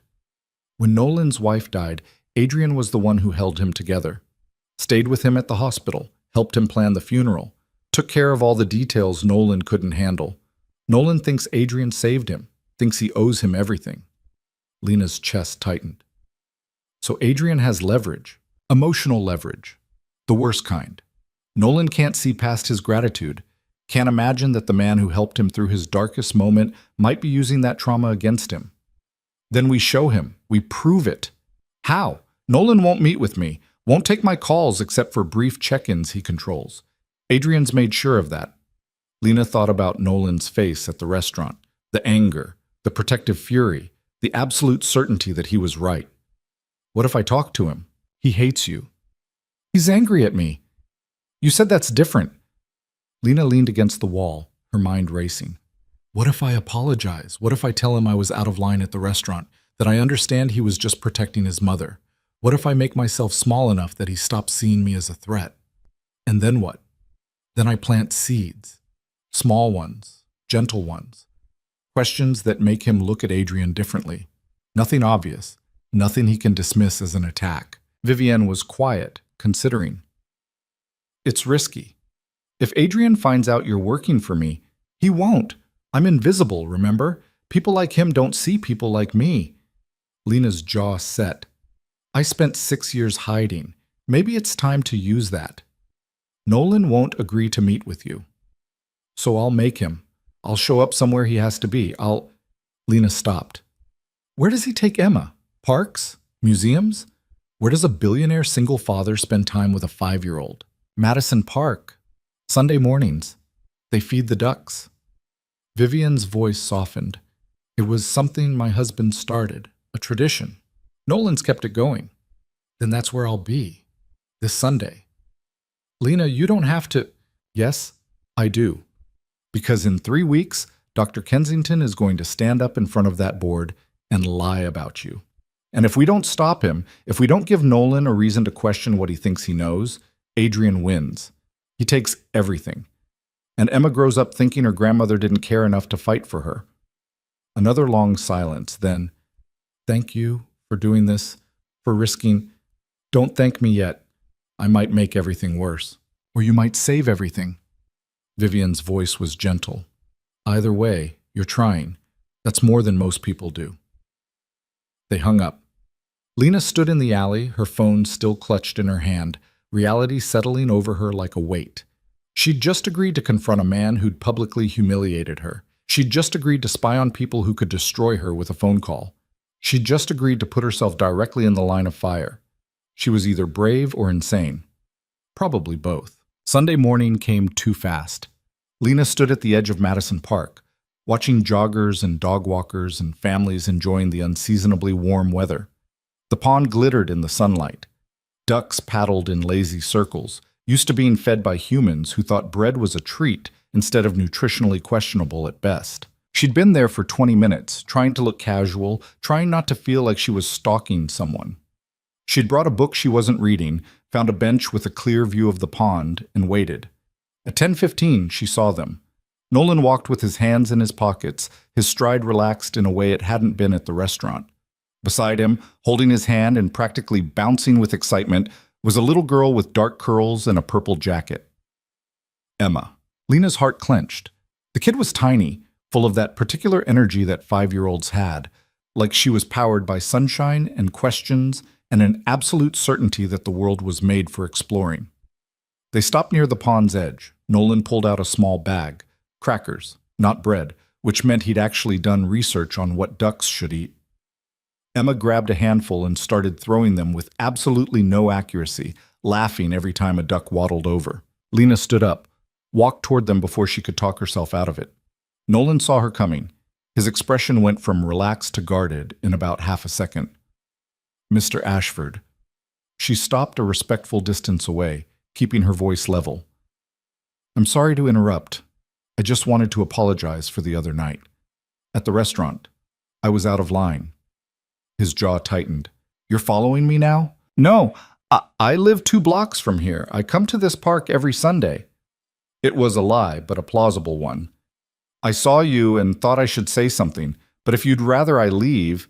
Daddy, who's that? Emma was looking up at Lena with the open curiosity of someone who hadn't yet learned to be cautious around strangers. Nobody, sweetheart. Go ahead and feed the ducks. Nobody. The word stung more than it should have. Emma ignored him, studying Lena with serious brown eyes. Do you like ducks? I do. That one there is my favorite. Lena pointed at a particularly fat mallard. He looks like he's the boss of all the other ducks. Emma giggled. That's Mr. Quackers. Daddy and I named him. He's always here. Emma. Nolan's voice was firm but gentle. We talked about talking to strangers. But she's not a stranger. She knows Mr. Quackers. Emma's logic was unassailable. She held out her bag of crackers. Do you want to feed them? Lena glanced at Nolan. His expression was stone, but he hadn't explicitly told her to leave. That was something. If your dad says it's okay. Emma turned to Nolan with pleading eyes. The kid was good. Probably had that look perfected. Nolan sighed. 5 minutes, then we're going to the playground. Emma cheered and grabbed Lena's hand, pulling her toward the pond with surprising strength for someone so small. Lena let herself be dragged, acutely aware of Nolan watching every move. You have to throw them far, Emma explained seriously. Otherwise, only Mr. Quackers gets them because he's bossy. The little ducks need food too. That's very fair of you. Daddy says we have to think about everyone, not just the loud ones. Emma threw a cracker with impressive force. It landed about 3 feet away. Are you Daddy's friend? No, I work at a restaurant. I met your dad there. Oh, do you make pizza? I like pizza. I don't make it, but I serve it sometimes. That's important too. Daddy says everyone's job is important even if it doesn't make lots of money. Emma looked up at her. Why did you need to apologize? Out of the mouths of children. Lena crouched down to Emma's level. I said something to your dad's friend that I shouldn't have. I was trying to help, but I didn't ask permission first. That wasn't very polite of me. You should say sorry then. That's what I do when I'm not polite. I did say sorry, but sometimes sorry isn't enough. Sometimes you have to show people you mean it. Emma considered this with the seriousness of a Supreme Court justice. My teacher says sorry is a start, but actions matter more. Your teacher sounds smart. She is. She knows everything about dinosaurs and space. Emma threw another cracker. Do you know about space? A little bit. I know the moon is very far away. 238,000 miles, Emma announced proudly. I'm going to go there someday. And Mars, and maybe Jupiter, but Daddy says that one's too far. Lena smiled despite herself. Jupiter's pretty far. Maybe start with the moon. That's what Daddy says too. Emma's face fell slightly. Grandma says I can do anything. She always believes me. Lena's chest tightened. Your grandma sounds wonderful. She is, but she's busy now. She doesn't visit anymore. Emma's voice went quiet. I miss her. I bet she misses you too. Daddy says she's tired, that she needs rest. But I don't think that's true because before she was tired all the time, but she still came over. Emma looked up at Lena with eyes too knowing for a 5-year-old. I think something's wrong, but nobody will tell me what. Before Lena could respond, Nolan appeared. Emma, time for the playground. But I'm not done feeding. Now, please. Emma's shoulders slumped, but she handed the cracker bag to Lena. You can finish. Make sure the little ducks get some. I will. I promise. Emma smiled, then grabbed her father's hand. Nolan didn't look at Lena as he started to walk away. Mr. Ashford, Lena called out. He stopped but didn't turn around. Your daughter's amazing. You're doing a good job. His shoulders tensed. For a moment she thought he might actually respond. Then he kept walking, Emma skipping beside him, chattering about the playground and Mr. Quacker's and all the places she was going to explore when she was older. Lena stood by the pond, holding a bag of crackers, watching them disappear into the trees. She'd planted a seed, small, almost invisible. Emma had told her something without meaning to, that she knew something was wrong with her grandmother, that she didn't believe the excuses, that she missed Vivian in a way that couldn't be explained away with simple words about rest and being busy. If Lena could make Nolan see what his daughter already knew, maybe there was hope. If she could make him question just one thing about Adrian's story, maybe the whole house of cards would collapse. If she could stay invisible long enough to matter, maybe she could actually help. She fed the rest of the crackers to the ducks, making sure the little ones got their share, and walked home through the Sunday morning sunshine with the taste of possibility and terror equally balanced on her tongue. 3 days later, Lena found herself standing outside the Ashford building again, this time carrying a manila envelope that felt like it weighed 1,000 pounds. Inside were copies of everything she'd gathered, detailed notes from the cafe, timestamps, direct quotes she'd memorized and written down the moment she got home. Vivian had told her to bring it all, had told her that today was the day they'd make their move. The problem was, Lena had no idea what that move actually entailed. Catherine Wu met her in the lobby this time, no pretense of secrecy. Her expression was grim. She's upstairs, conference room B. She wants you there before he arrives. Before who arrives? Nolan. She called him this morning, told him she needed to see him immediately, told him it was about Emma. Catherine's mouth thinned. He'll come. He always comes when it's about his daughter. That's manipulative. That's survival. Come on.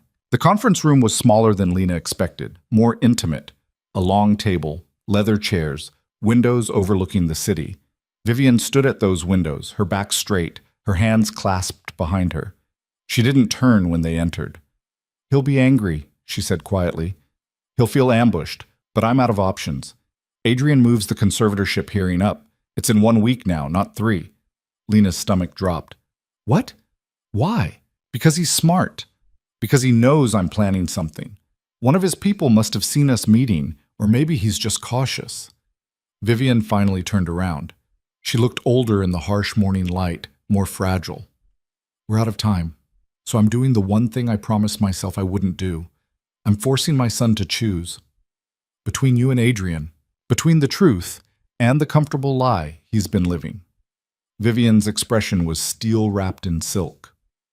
I need you to tell him everything you heard at the cafe, everything Adrian and Dr. Kensington said. He needs to hear it from someone who has nothing to gain from lying. He won't believe me. He thinks I know what he thinks, but you're going to tell him anyway, because you're the only witness I have, the only person who can testify to what Adrian is actually planning. The door opened.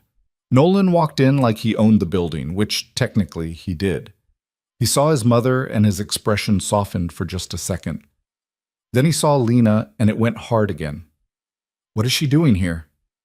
Sit down, Nolan. Vivian's voice had that particular quality mothers perfected, gentle and immovable at the same time.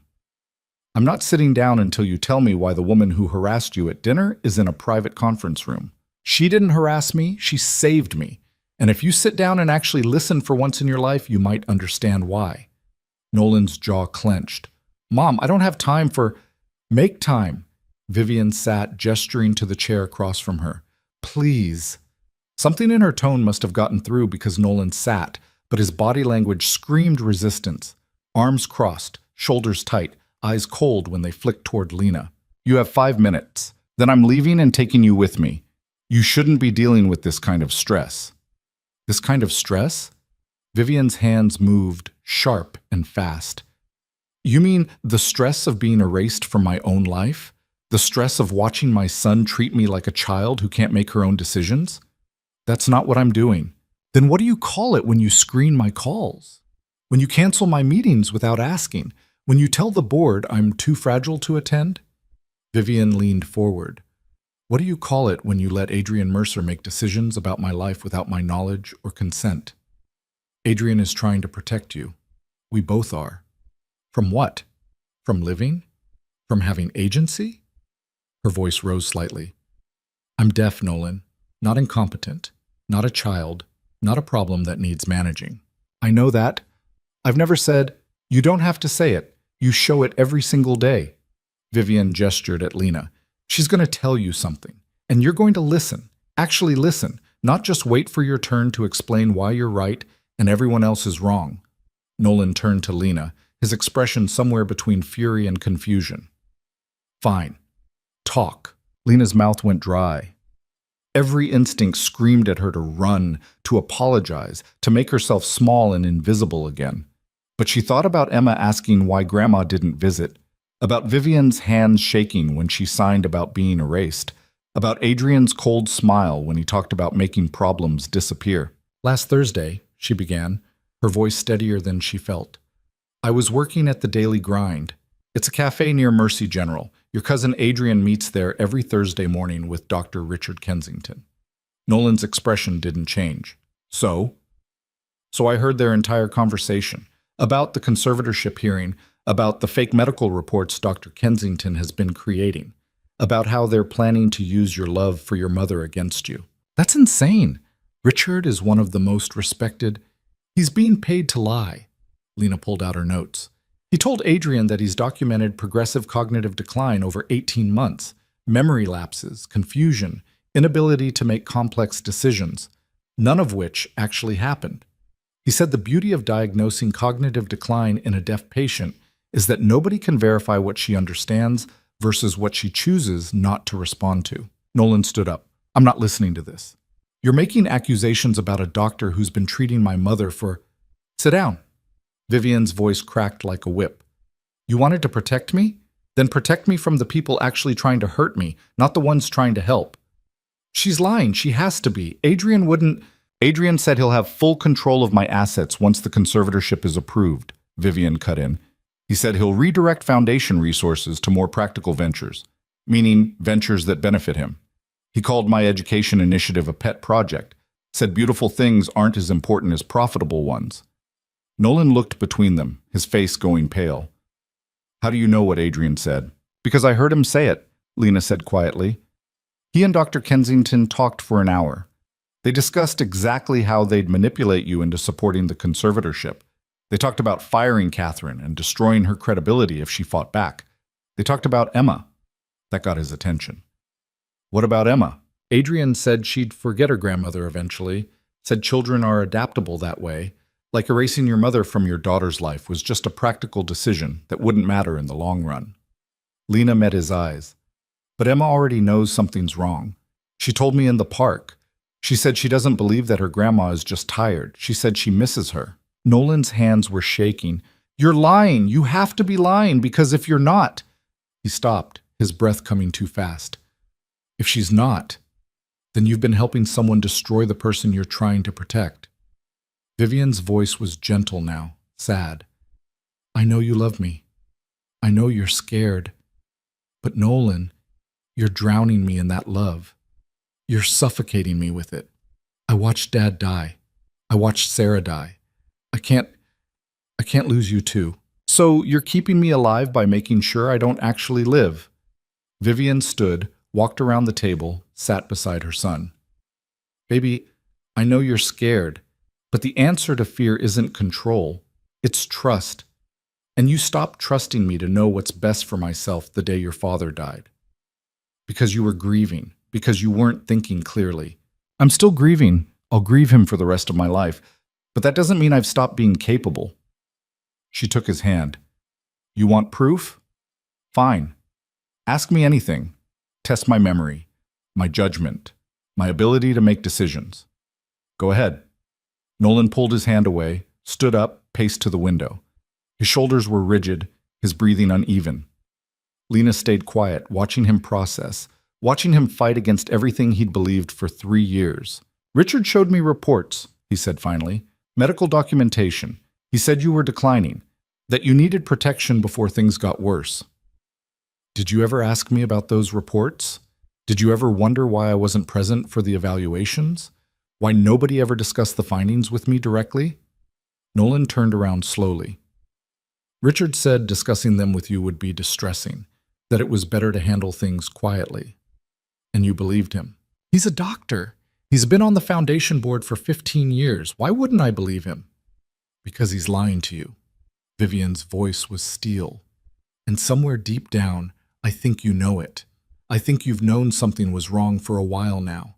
But admitting it means admitting you made a mistake, that your grief made you vulnerable, that Adrian has been using you. Adrian saved me. When Sarah died, when I couldn't function, he helped you, I know. And then he leveraged that help into control, made you dependent on him, made you grateful enough that you stopped questioning his advice." Vivian moved closer. "That's how manipulation works, baby. It doesn't announce itself. It disguises itself as concern, as protection, as love." Nolan was quiet for a long moment, staring out at the city. When he spoke again, his voice was barely above a whisper. "If you're right, if Richard has been lying, if Adrian has been using me, then I've been hurting you for 3 years. I've been the threat. Not them. Me. Not a threat. Just misguided." Vivian's expression softened. "You were trying to keep me safe. You just forgot that safety without freedom isn't really safety at all. How do I know she's telling the truth?" Nolan gestured at Lena without looking at her. "She could be making all of this up. She could be working for someone who wants to hurt the foundation. Hurt you. Then verify it." Lena pulled out a piece of paper.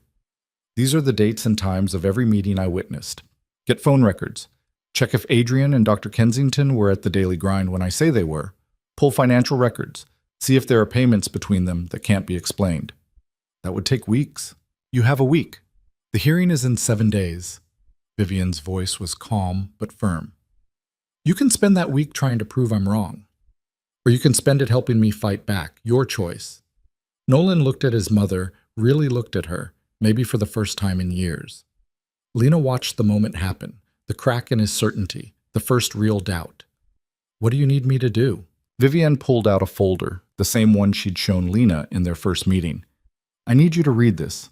It's my proposal for the Deaf Education Initiative, the one Adrian called a pet project, the one he's planning to shut down the moment he has control." Nolan took the folder but didn't open it. "Why didn't you tell me about this?" "I tried. 4 months ago. You told me I should focus on rest, not work, that the foundation was in good hands with Adrian managing operations." Her voice cracked slightly. "You meant well, but you stopped seeing me as a partner and started seeing me as a patient." He opened the folder, started reading. His expression changed as he moved through the pages. Surprise, then interest, then something that looked like shame. "This is incredible. The scope, the funding structure, the partnerships. Mom, this could change thousands of lives." That was the idea. "Why didn't you push harder? Why didn't you make me listen?" "Because you weren't listening. You were protecting, and I was tired of fighting my own son for the right to exist." Vivian's hands moved, signing something Lena recognized, the word for trapped. "I love you, but I can't keep living like this. Can't keep being your beautiful, silent mother who needs saving." Nolan sat down heavily, the folder still in his hands. "I screwed up, badly. Yes, but you can fix it." "How?" "Come to the hearing. Actually come. Not just approve Richard's recommendation from a distance. Hear what he says. Watch how Adrian reacts. And if you see what Lena says you'll see, if you recognize the manipulation for what it is, then stand up and fight with me. And if I don't see it, if I still think Richard is right, then you'll put me in a cage and call it love. And I'll spend the rest of my life knowing my son cared more about keeping me safe than keeping me whole." Vivian's eyes were wet, but her voice stayed steady. "But I don't think that's what you'll do. Because despite everything, despite the grief and fear, you're your father's son. And he always fought for what was right, even when it was hard." Nolan was quiet for a long time. Then he looked at Lena. I owe you an apology for the restaurant, for assuming the worst. You were protecting your mother. I was treating her like property, like something I owned that needed guarding. He stood, walked over to where Lena sat. You saw her, actually saw her, and you were willing to risk your job to ask if she was okay. That took courage. Or stupidity. Sometimes they're the same thing. He extended his hand. Thank you. For caring enough to intervene, for being brave enough to tell me the truth, even when you knew I didn't want to hear it. Lena shook his hand, feeling the weight of the moment. This man had publicly humiliated her, had gotten her suspended, had made her feel 2 inches tall. And now he was thanking her. What happens now? She asked. Nolan turned to his mother. I verify what she's told me. Pull records. Check facts. If even half of what you're saying is true. He stopped, his jaw clenching. Then Adrian and I are going to have a conversation he won't enjoy.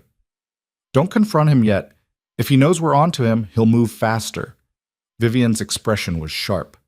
We need him confident, need him to think everything is going according to plan. So what do? We prepare. We gather every piece of evidence we can find. We build a case so airtight that when we walk into that hearing, Adrian won't have anywhere to hide. What about Dr. Kensington? Leave him to me. Vivian's smile was cold. I have friends on the medical board, people who remember when Richard was just starting out, when he needed help establishing his practice. People who might be very interested to learn he's been falsifying patient records. Nolan looked at his mother with something like awe. You've been planning this for a while.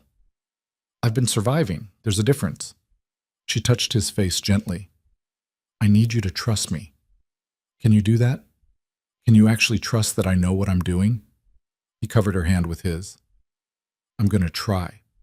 That's all I can promise right now. That's enough. For now. She pulled back, her expression businesslike again. Lena, I need you at that hearing, as a witness. You'll testify to what you heard Adrian and Richard planning. They'll tear me apart.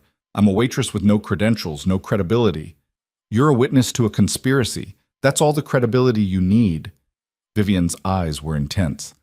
And they won't expect you. Adrian doesn't even know you exist. By the time he realizes what's happening, it'll be too late. What if they don't believe me? Then we lose. And Adrian wins. And every decision I've made, every fight I've fought, every moment I've spent building something meaningful gets erased because I couldn't convince my own son that I was worth listening to. Vivian's voice was matter-of-fact, but her hands were shaking slightly. No pressure. Lena laughed, which was probably inappropriate, but the whole situation was so insane that laughing seemed like the only reasonable response. Okay, I'll testify. I'll tell them everything. She looked at Nolan. But you have to actually listen. If you show up at that hearing already convinced your mother is wrong, my testimony won't matter. I'll listen, I promise. He pulled out his phone. I'm canceling my afternoon meetings. I want to go through everything, your notes, the timeline, the proposal. If we're going to fight, we need to be ready. The next 6 days were a blur of preparation. Lena met with Vivian and Catherine every evening, going over her testimony until she could recite it in her sleep. She returned to the daily grind that Thursday, but Adrian and Dr. Kensington didn't show. Marcus said they'd canceled their usual meeting, which made everyone nervous. Adrian was changing his patterns, which meant he was either suspicious or just being cautious. Nolan worked like a man possessed. He pulled financial records, checked phone logs, interviewed foundation staff who'd been quietly pushed out over the past year. Catherine fed him information she'd been gathering for months, emails, meeting notes, budget discrepancies that pointed to Adrian slowly consolidating power. On Tuesday, 3 days before the hearing, Nolan showed up at Lena's apartment. She opened the door in sweatpants and an old t-shirt, her hair wet from the shower, completely unprepared for a billionaire to be standing in her hallway. How did you get my address? Catherine. He looked uncomfortable, out of place in the narrow hallway with its flickering fluorescent lights and smell of someone's burnt dinner. Can I come in? She let him in, acutely aware of how small her studio was, how the furniture was mismatched and the walls were thin and the whole place screamed poverty in a way that made her defensive. I know it's not much. It's fine. He wasn't looking at the apartment. He was looking at her. I found something in the Foundation's medical files, records of the evaluations Richard supposedly conducted on my mother. And she was never there. Not for a single one. Richard claims he did them at her home, that she was too tired to come to his office. But I checked with her building security. He never visited, not once in the past 18 months. Lena's heart started beating faster. So he made it all up. Every word. The evaluations, the test results, the decline he documented so carefully. It's all fiction. Nolan's hands clenched into fists. I believed him. I read those reports, and I believed every single word because I wanted to believe my mother needed me, that I was protecting her. You were grieving. People make mistakes when they're grieving. Mistakes that almost destroyed my mother's life, that almost gave Adrian everything he wanted. Nolan sat on her couch, his head in his hands. How did I not see it? How did I miss what was right in front of me? Lena sat beside him, keeping a careful distance. Because he was good at hiding it, and because you trusted him. That's not a character flaw, Nolan. That's being human. It almost cost me everything that matters. But it didn't. You're here now. You're fighting back. She paused. Why did you come here? You could have called. Because I wanted to thank you, properly. Not in some conference room with my mother watching. Just thank you for seeing what I couldn't, for being brave enough to say something when everyone else stayed quiet. I wasn't brave. I was just tired of watching people get erased. He looked at her then, really looked at her. Your sister, the one you haven't spoken to in 6 years, you miss her. Every day. Then fight for her the way you fought for my mother. Find her, talk to her. Don't let pride or fear keep you apart. His voice was rough. Life's too short. Trust me on that. They sat in silence for a moment. Two people who'd started as enemies and somehow ended up as allies in the strangest war either of them had ever fought. The hearing is Friday, Nolan said finally. 9 a.m., Foundation headquarters, boardroom on the 60th floor. My mother wants to present her education initiative, wants to show the board she's not just capable but visionary. And then we expose Adrian. What if it doesn't work? What if the board sides with him anyway? Then we lose. But at least we lose fighting instead of just accepting defeat. He stood, headed for the door. Get some rest. You're going to need it. He left, and Lena sat in her tiny apartment, watching the city lights through her window, wondering how her life had gotten so complicated. A month ago, her biggest worry was making rent. Now she was preparing to testify against a billionaire in front of a board of directors who could crush her without even noticing. She pulled out her phone, stared at it for a long time. Then, before she could talk herself out of it, she opened Facebook and typed in a name she hadn't searched for in 6 years. Maya Hart. The profile picture showed a woman laughing, her hands frozen mid-sign, her eyes bright with joy. She looked happy. Older, but happy.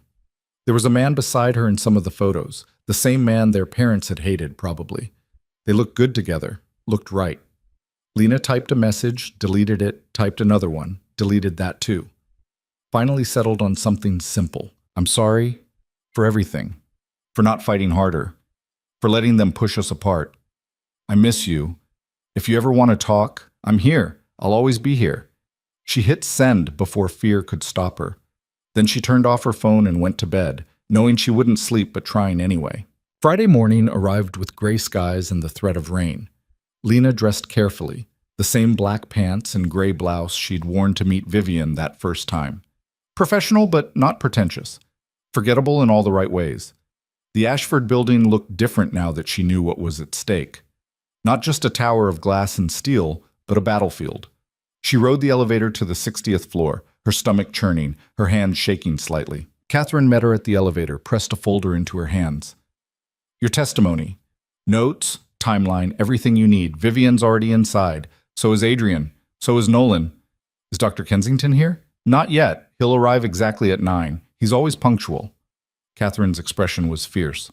You're doing the right thing. Remember that when they try to make you doubt yourself. The boardroom was massive, all dark wood and leather chairs and windows that overlooked the city like they owned it.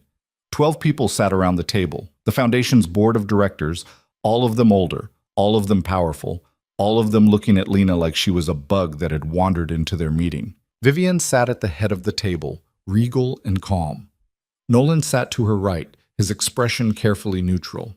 And to her left sat Adrian Mercer, looking every inch the trusted family advisor in his perfect suit and perfect smile. He didn't even glance at Lena when she entered.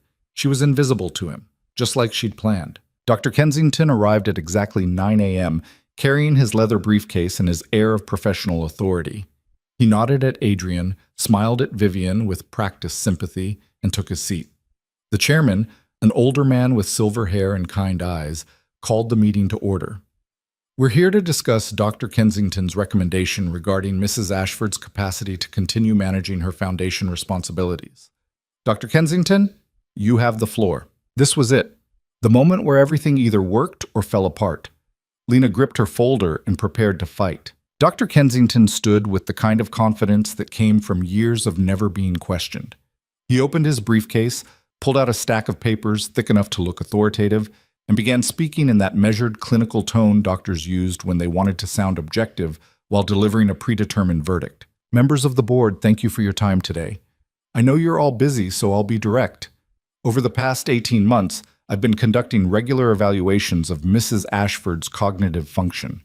What I've observed is a progressive decline that, while subtle at first, has accelerated in recent months. He passed copies of his reports around the table.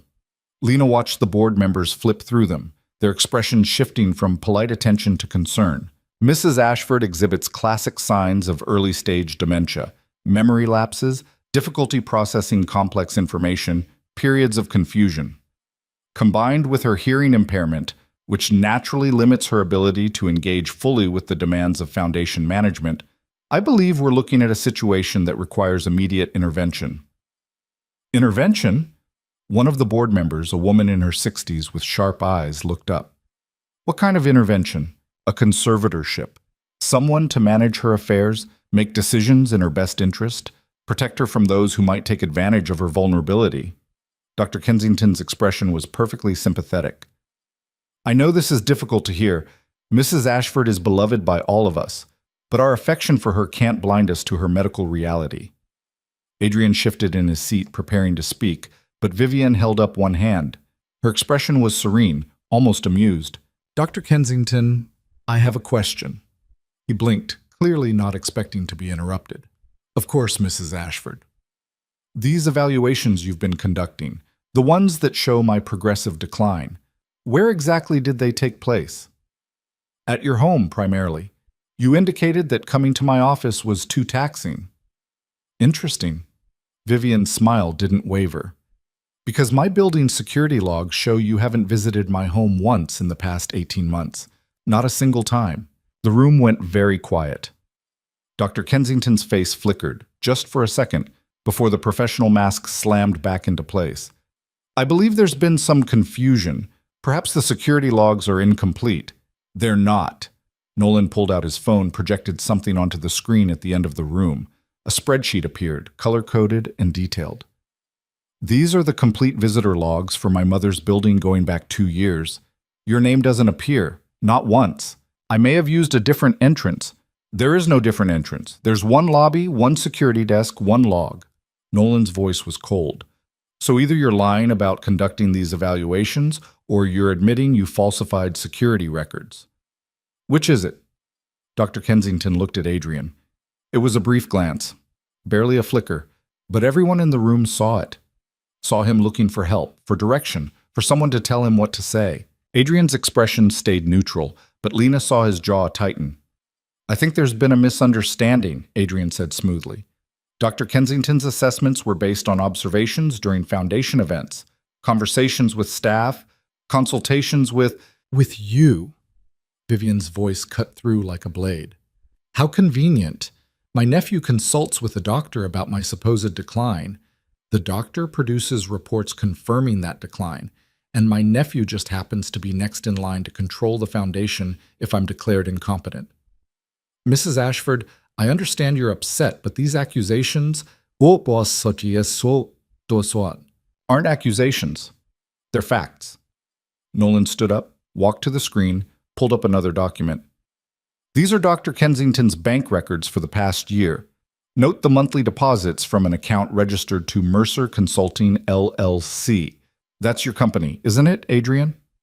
Adrian's perfect composure cracked, just slightly.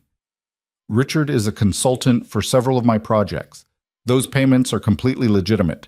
Then you won't mind explaining why they started exactly 1 week after you began discussing conservatorship options with him. Why they're always made on the first of the month.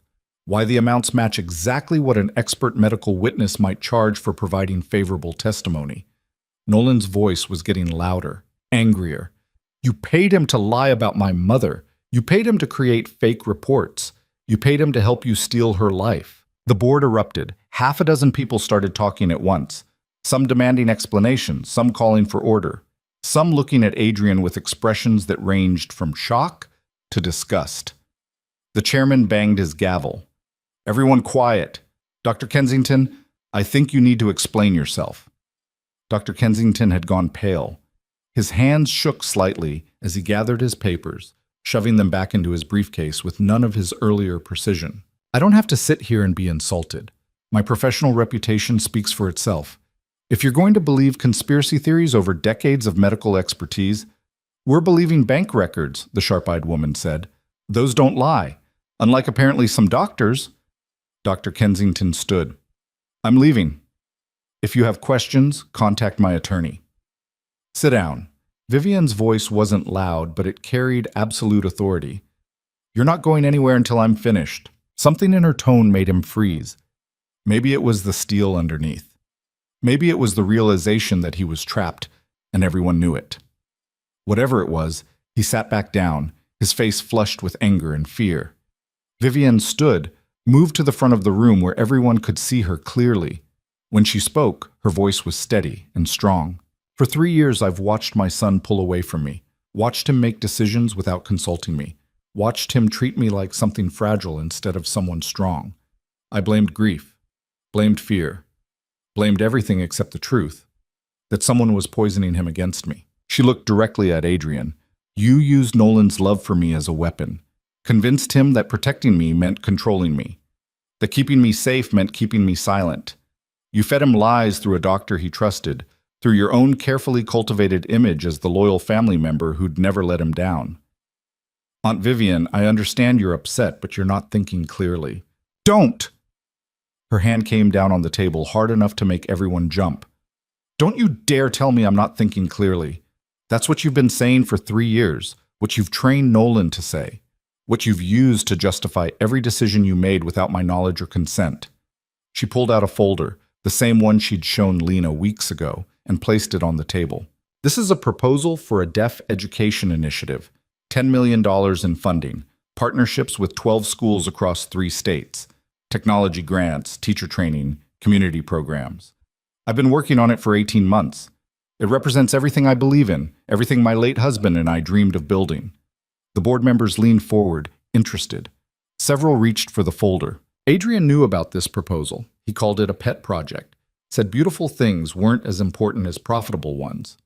Said the moment he had control, he'd shut it down and redirect the resources to ventures that actually mattered.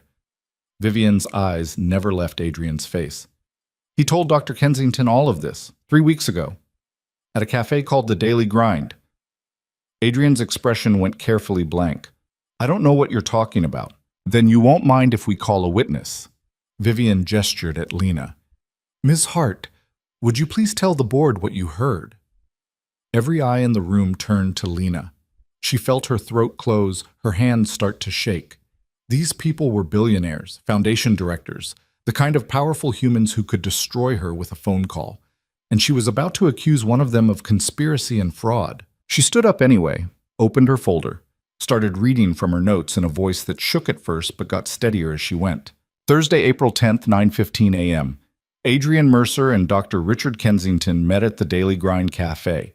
I was working there. I heard their entire conversation. She looked up. Dr. Kensington said he'd documented progressive cognitive decline in Mrs. Ashford over 18 months. When Mr. Mercer asked if it was real, Dr. Kensington said, quote, none of which actually happened, none of which can be disproven. The beauty of diagnosing cognitive decline in a deaf patient is that nobody can verify what she understands versus what she chooses not to respond to. The room went deathly silent. Lena kept reading. Every damning word, every casual dismissal of Vivian's humanity, every calculated move in Adrian's plan to steal his aunt's life. When she got to the part about Emma, about how children were adaptable and would forget their grandmother eventually, several board members looked actually angry. When she finished, she set down her notes and met Adrian's eyes for the first time. He was staring at her with pure hatred, finally seeing her as something other than invisible. "You were spying on me. I was working. You were plotting. There's a difference. This is hearsay, completely inadmissible. The word of some random waitress against bank records? Phone logs? Security footage from the cafe showing you and Dr. Kensington meeting every Thursday for 6 months?" Nolan pulled up more documents. "Catherine's been investigating for a year. She has everything, Adrian, every lie, every manipulation, every single move you made to isolate my mother and position yourself to take over." Adrian stood up, his composure finally cracking completely. "You have no idea what you're talking about. I've given everything to this foundation. I saved Nolan when he was falling apart. I've kept this organization running while Vivian was too grief-stricken to function. I was grieving my husband." Vivian's voice finally rose, finally broke. "I was sad. I was lost. But I was never incompetent, never unable to lead. You just needed me to look that way so you could take what wasn't yours. Everything I did was to protect this family. You did it to control us. There's a difference." Nolan moved closer to Adrian, and there was something dangerous in his expression. "You stood next to me at my wife's funeral, held my daughter when I couldn't, convinced me you were the only person I could trust, and the whole time you were planning this. Nolan, listen to me. No, you listen." Nolan's voice shook with rage barely held in check. "You used my grief as a weapon, used my fear of losing my mother to manipulate me into becoming her jailer. You made me the villain in her story while you played the hero. And I was so desperate to protect what I had left that I didn't see it." Adrian looked around the room, seeing no allies, no escape. "You're making a mistake. All of you. Vivian needs protection. She needs someone to manage her affairs before she makes decisions that could destroy everything. The only thing that needs destroying here is your access to this foundation." The chairman stood, his expression colder than Lena had ever seen a human face. "Adrian Mercer, as of this moment, you are removed from all foundation positions. Dr. Kensington, I'm reporting you to the medical board with copies of these financial records. Security will escort you both out." 2 security guards appeared as if summoned. Adrian started to protest, then seemed to realize it was over. He grabbed his briefcase, his face twisted with fury and something that looked like genuine hurt. "You'll regret this. All of you. I made this foundation what it is. Without me, without you, we'll be honest. We'll be ethical. We'll be what we were always supposed to be." Vivian's voice was quiet but absolute. "Get out of my building." They escorted Adrian and Dr. Kensington out. The room stayed quiet until the door closed behind them. Then the chairman turned to Vivian. "Mrs. Ashford, I owe you an apology. We all do. We should have questioned these reports, should have insisted on speaking with you directly, should have remembered that disability doesn't equal incompetence." Vivian sat back down, suddenly looking exhausted. "But you didn't. Because it's easier to believe that deaf people are less capable, easier to let someone else make our decisions for us, easier to pretend we're too fragile to handle our own lives." The sharp-eyed woman spoke up. "You're right, and we failed you. The question is, how do we fix it?" Vivian pulled herself together, that steel core reasserting itself. "You approve my education initiative. You give me full authority over its implementation. And you remember that this foundation was built by 2 people, my husband and me. His death doesn't erase my contribution. Done." The chairman didn't even hesitate. "All in favor?" Every hand went up. Unanimous. "Mrs. Ashford, you have full approval and funding for your initiative. I look forward to seeing what you build." He paused. "And I think we need to discuss adding more diverse voices to this board. People who understand that disability is just another way of being human." The meeting dissolved after that. Board members came up to Vivian, some apologizing, some asking questions about the initiative, some just touching her hand like they needed to prove she was real. Nolan stood off to the side, watching his mother reclaim her power, his expression complicated. Lena started to slip away, but Vivian caught her arm. "Stay, please." So Lena stayed, watched Vivian transform from the silent, patient woman at the restaurant into the force of nature she'd always been. watched her command the room with nothing but her presence and her absolute refusal to be diminished. When the last board member finally left, it was just the four of them: Vivian, Nolan, Catherine, and Lena. Vivian sat down heavily, the exhaustion finally showing. "Well, that was terrifying. You were amazing." Catherine's voice was thick with emotion. "The way you faced him down, I was shaking the entire time. I thought I might actually pass out." Vivian looked at her hands. They were trembling slightly. "But I couldn't let him see it, couldn't give him the satisfaction." Nolan crouched beside his mother's chair. "Mom, I'm sorry for everything. For not listening, for making you feel like you had to fight me instead of fight with me, for being human, for making mistakes, for loving me so much it turned into something toxic." Vivian touched his face. "I forgive you. But Nolan, you have to forgive yourself. Grief makes us do terrible things sometimes. The important part is recognizing it and doing better." "How do I do better?" "You trust me. You let me make my own choices even when they scare you. You remember that your job isn't to protect me from life. It's to live life alongside me." She smiled sadly. "And you take Emma to see me. Actually see me. Not supervised visits where you hover in the background making sure I don't get too tired. She misses you so much. She keeps asking why you don't visit anymore." "Then let me visit. Let me be her grandmother again." Vivian's voice cracked. "I've lost 3 years with that little girl because you were so afraid of losing me that you pushed me away. Don't let fear steal any more time from us." Nolan nodded, his eyes wet. "I'll bring her tomorrow. We'll spend the whole day together, just you and her. I won't even stay if you don't want me to." "I want you to stay. I want us to be a family again, a messy, imperfect, sometimes frustrating family, but a family that trusts each other." She pulled him into a hug, and he held on like a drowning man finding shore. Catherine cleared her throat. "I should go. Give you two some privacy." "No, stay." Vivian pulled back from Nolan, looked at her assistant. "You've been fighting this battle longer than anyone. Gathering evidence, protecting me, risking your job. You deserve to see this through." "I just did my job." "You did more than that. You believed me when my own son didn't. You saw me as capable when everyone else saw me as fragile." Vivian stood, walked over to Catherine. "Thank you for everything." They hugged, and Catherine let herself cry for a moment before pulling away and wiping her eyes. "Okay, enough emotions. We have work to do. The initiative doesn't build itself. Tomorrow. Today, I want to go home and sleep for 12 hours. Vivian turned to Lena. "Walk with me?" They took the private elevator down, just the two of them. Vivian leaned against the wall, her perfect posture finally crumbling. "I wasn't sure we'd win." "You didn't show it. Years of practice. When you're deaf in a hearing world, you learn to hide your doubts, show weakness, and people start making decisions for you." She looked at Lena. "You understand that, don't you? The hiding." "Better than I want to." They reached the ground floor, walked out into the lobby. The afternoon sun streamed through the windows, turning everything gold. "What will you do now?" Vivian asked. "Go back to the restaurant, I guess? Try to rebuild my normal life? What if I offered you something different?" Vivian stopped walking. The education initiative needs staff. People who understand what it's like to exist between worlds. People who fought for others even when it cost them everything. Lena's heart started beating faster. "Are you offering me a job?"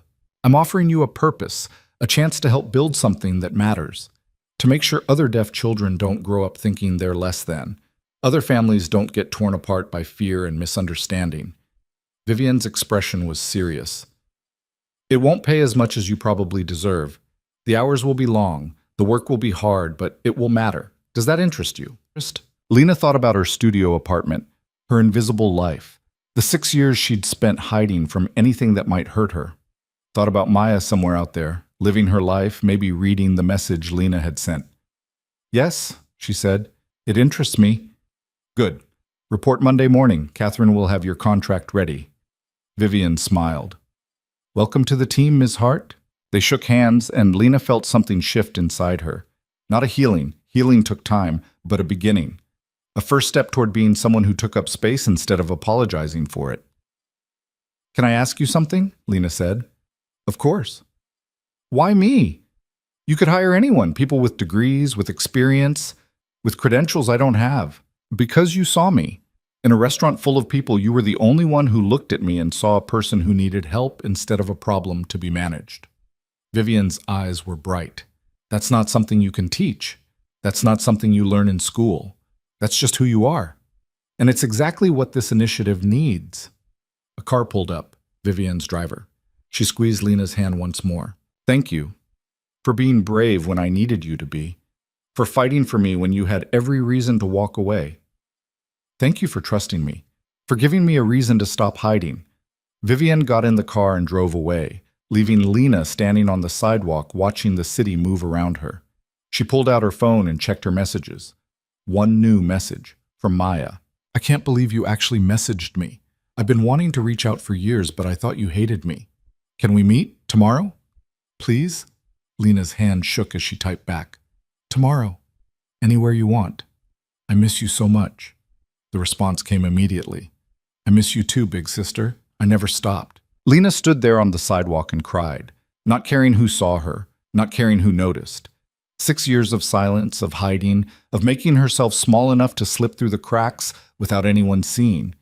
And now she was choosing to be seen, choosing to take up space, choosing to fight for the things that mattered instead of protecting herself from things that might hurt. 3 months later, Lena sat in a conference room very different from the one where Vivian had faced down Adrian. This one was bright and cheerful, filled with teachers and parents and kids who signed and spoke and existed in that beautiful space between worlds. The Education Initiative had launched 2 weeks ago. The first school was in Brooklyn, serving 40 students. The second would open in January. Vivian had plans for 20 more over the next 5 years. Lena ran the family outreach program, connecting parents with resources, teaching them that deaf didn't mean broken. She gave workshops on communication, on trust, on how love could become control if you weren't careful. She told her story, the sanitized version, the one that didn't make her parents look like monsters because they weren't. They were just scared, just human, just wrong. Maya came to some of the workshops. They'd been rebuilding their relationship slowly, carefully, learning each other again. Their parents still didn't speak to Lena, but Maya had started pushing back, started insisting on her right to choose her own family. It was messy and hard, and sometimes Lena wondered if it was worth it.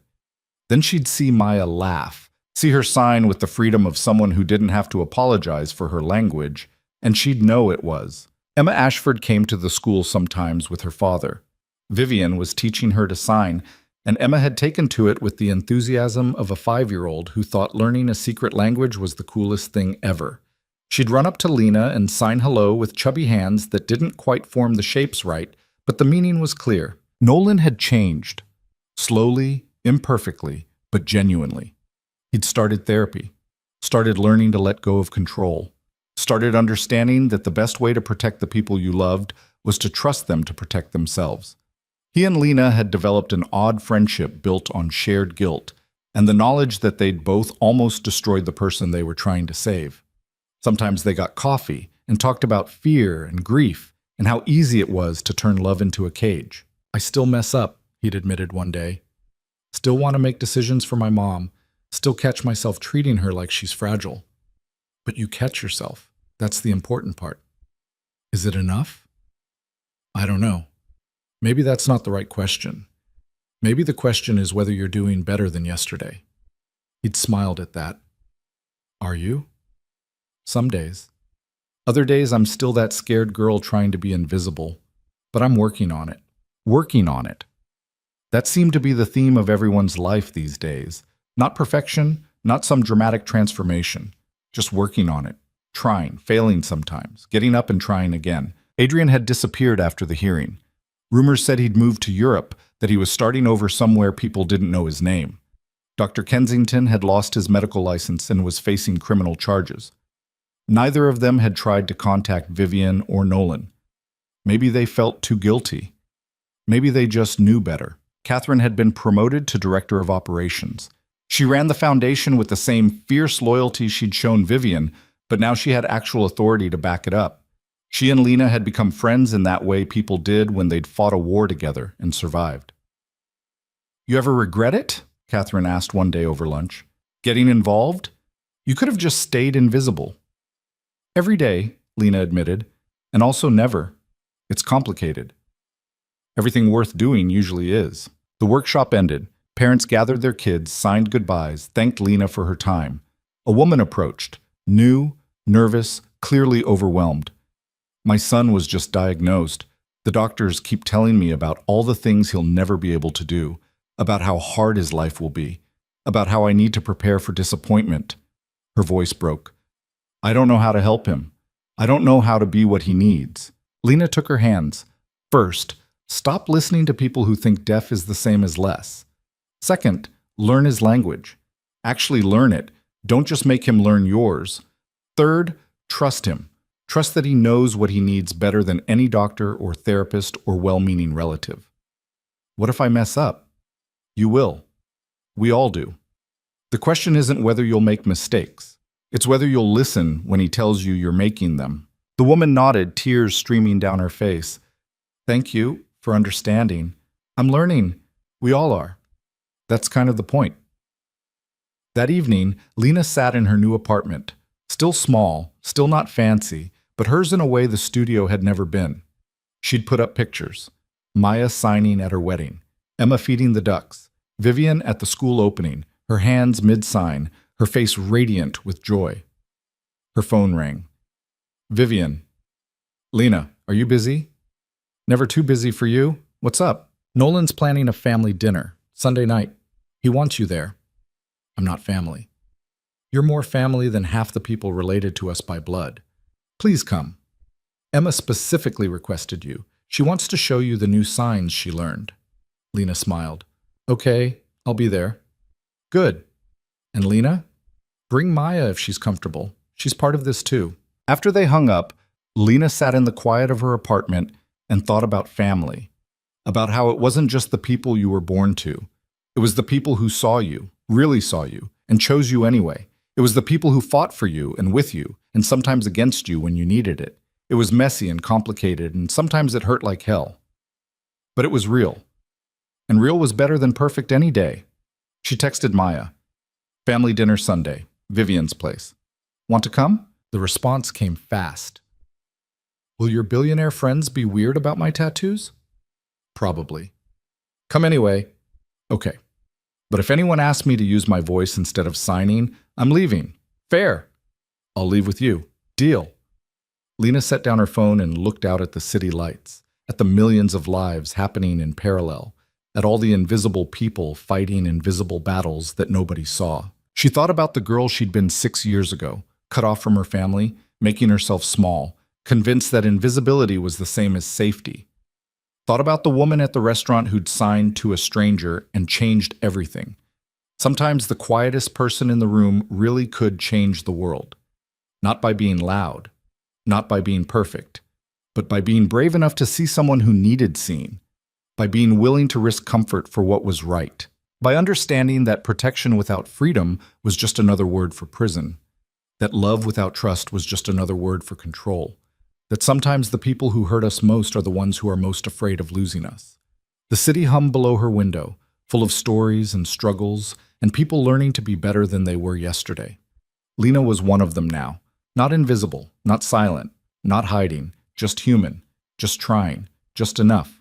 And for the first time in 6 years, that felt like more than enough. It felt like home,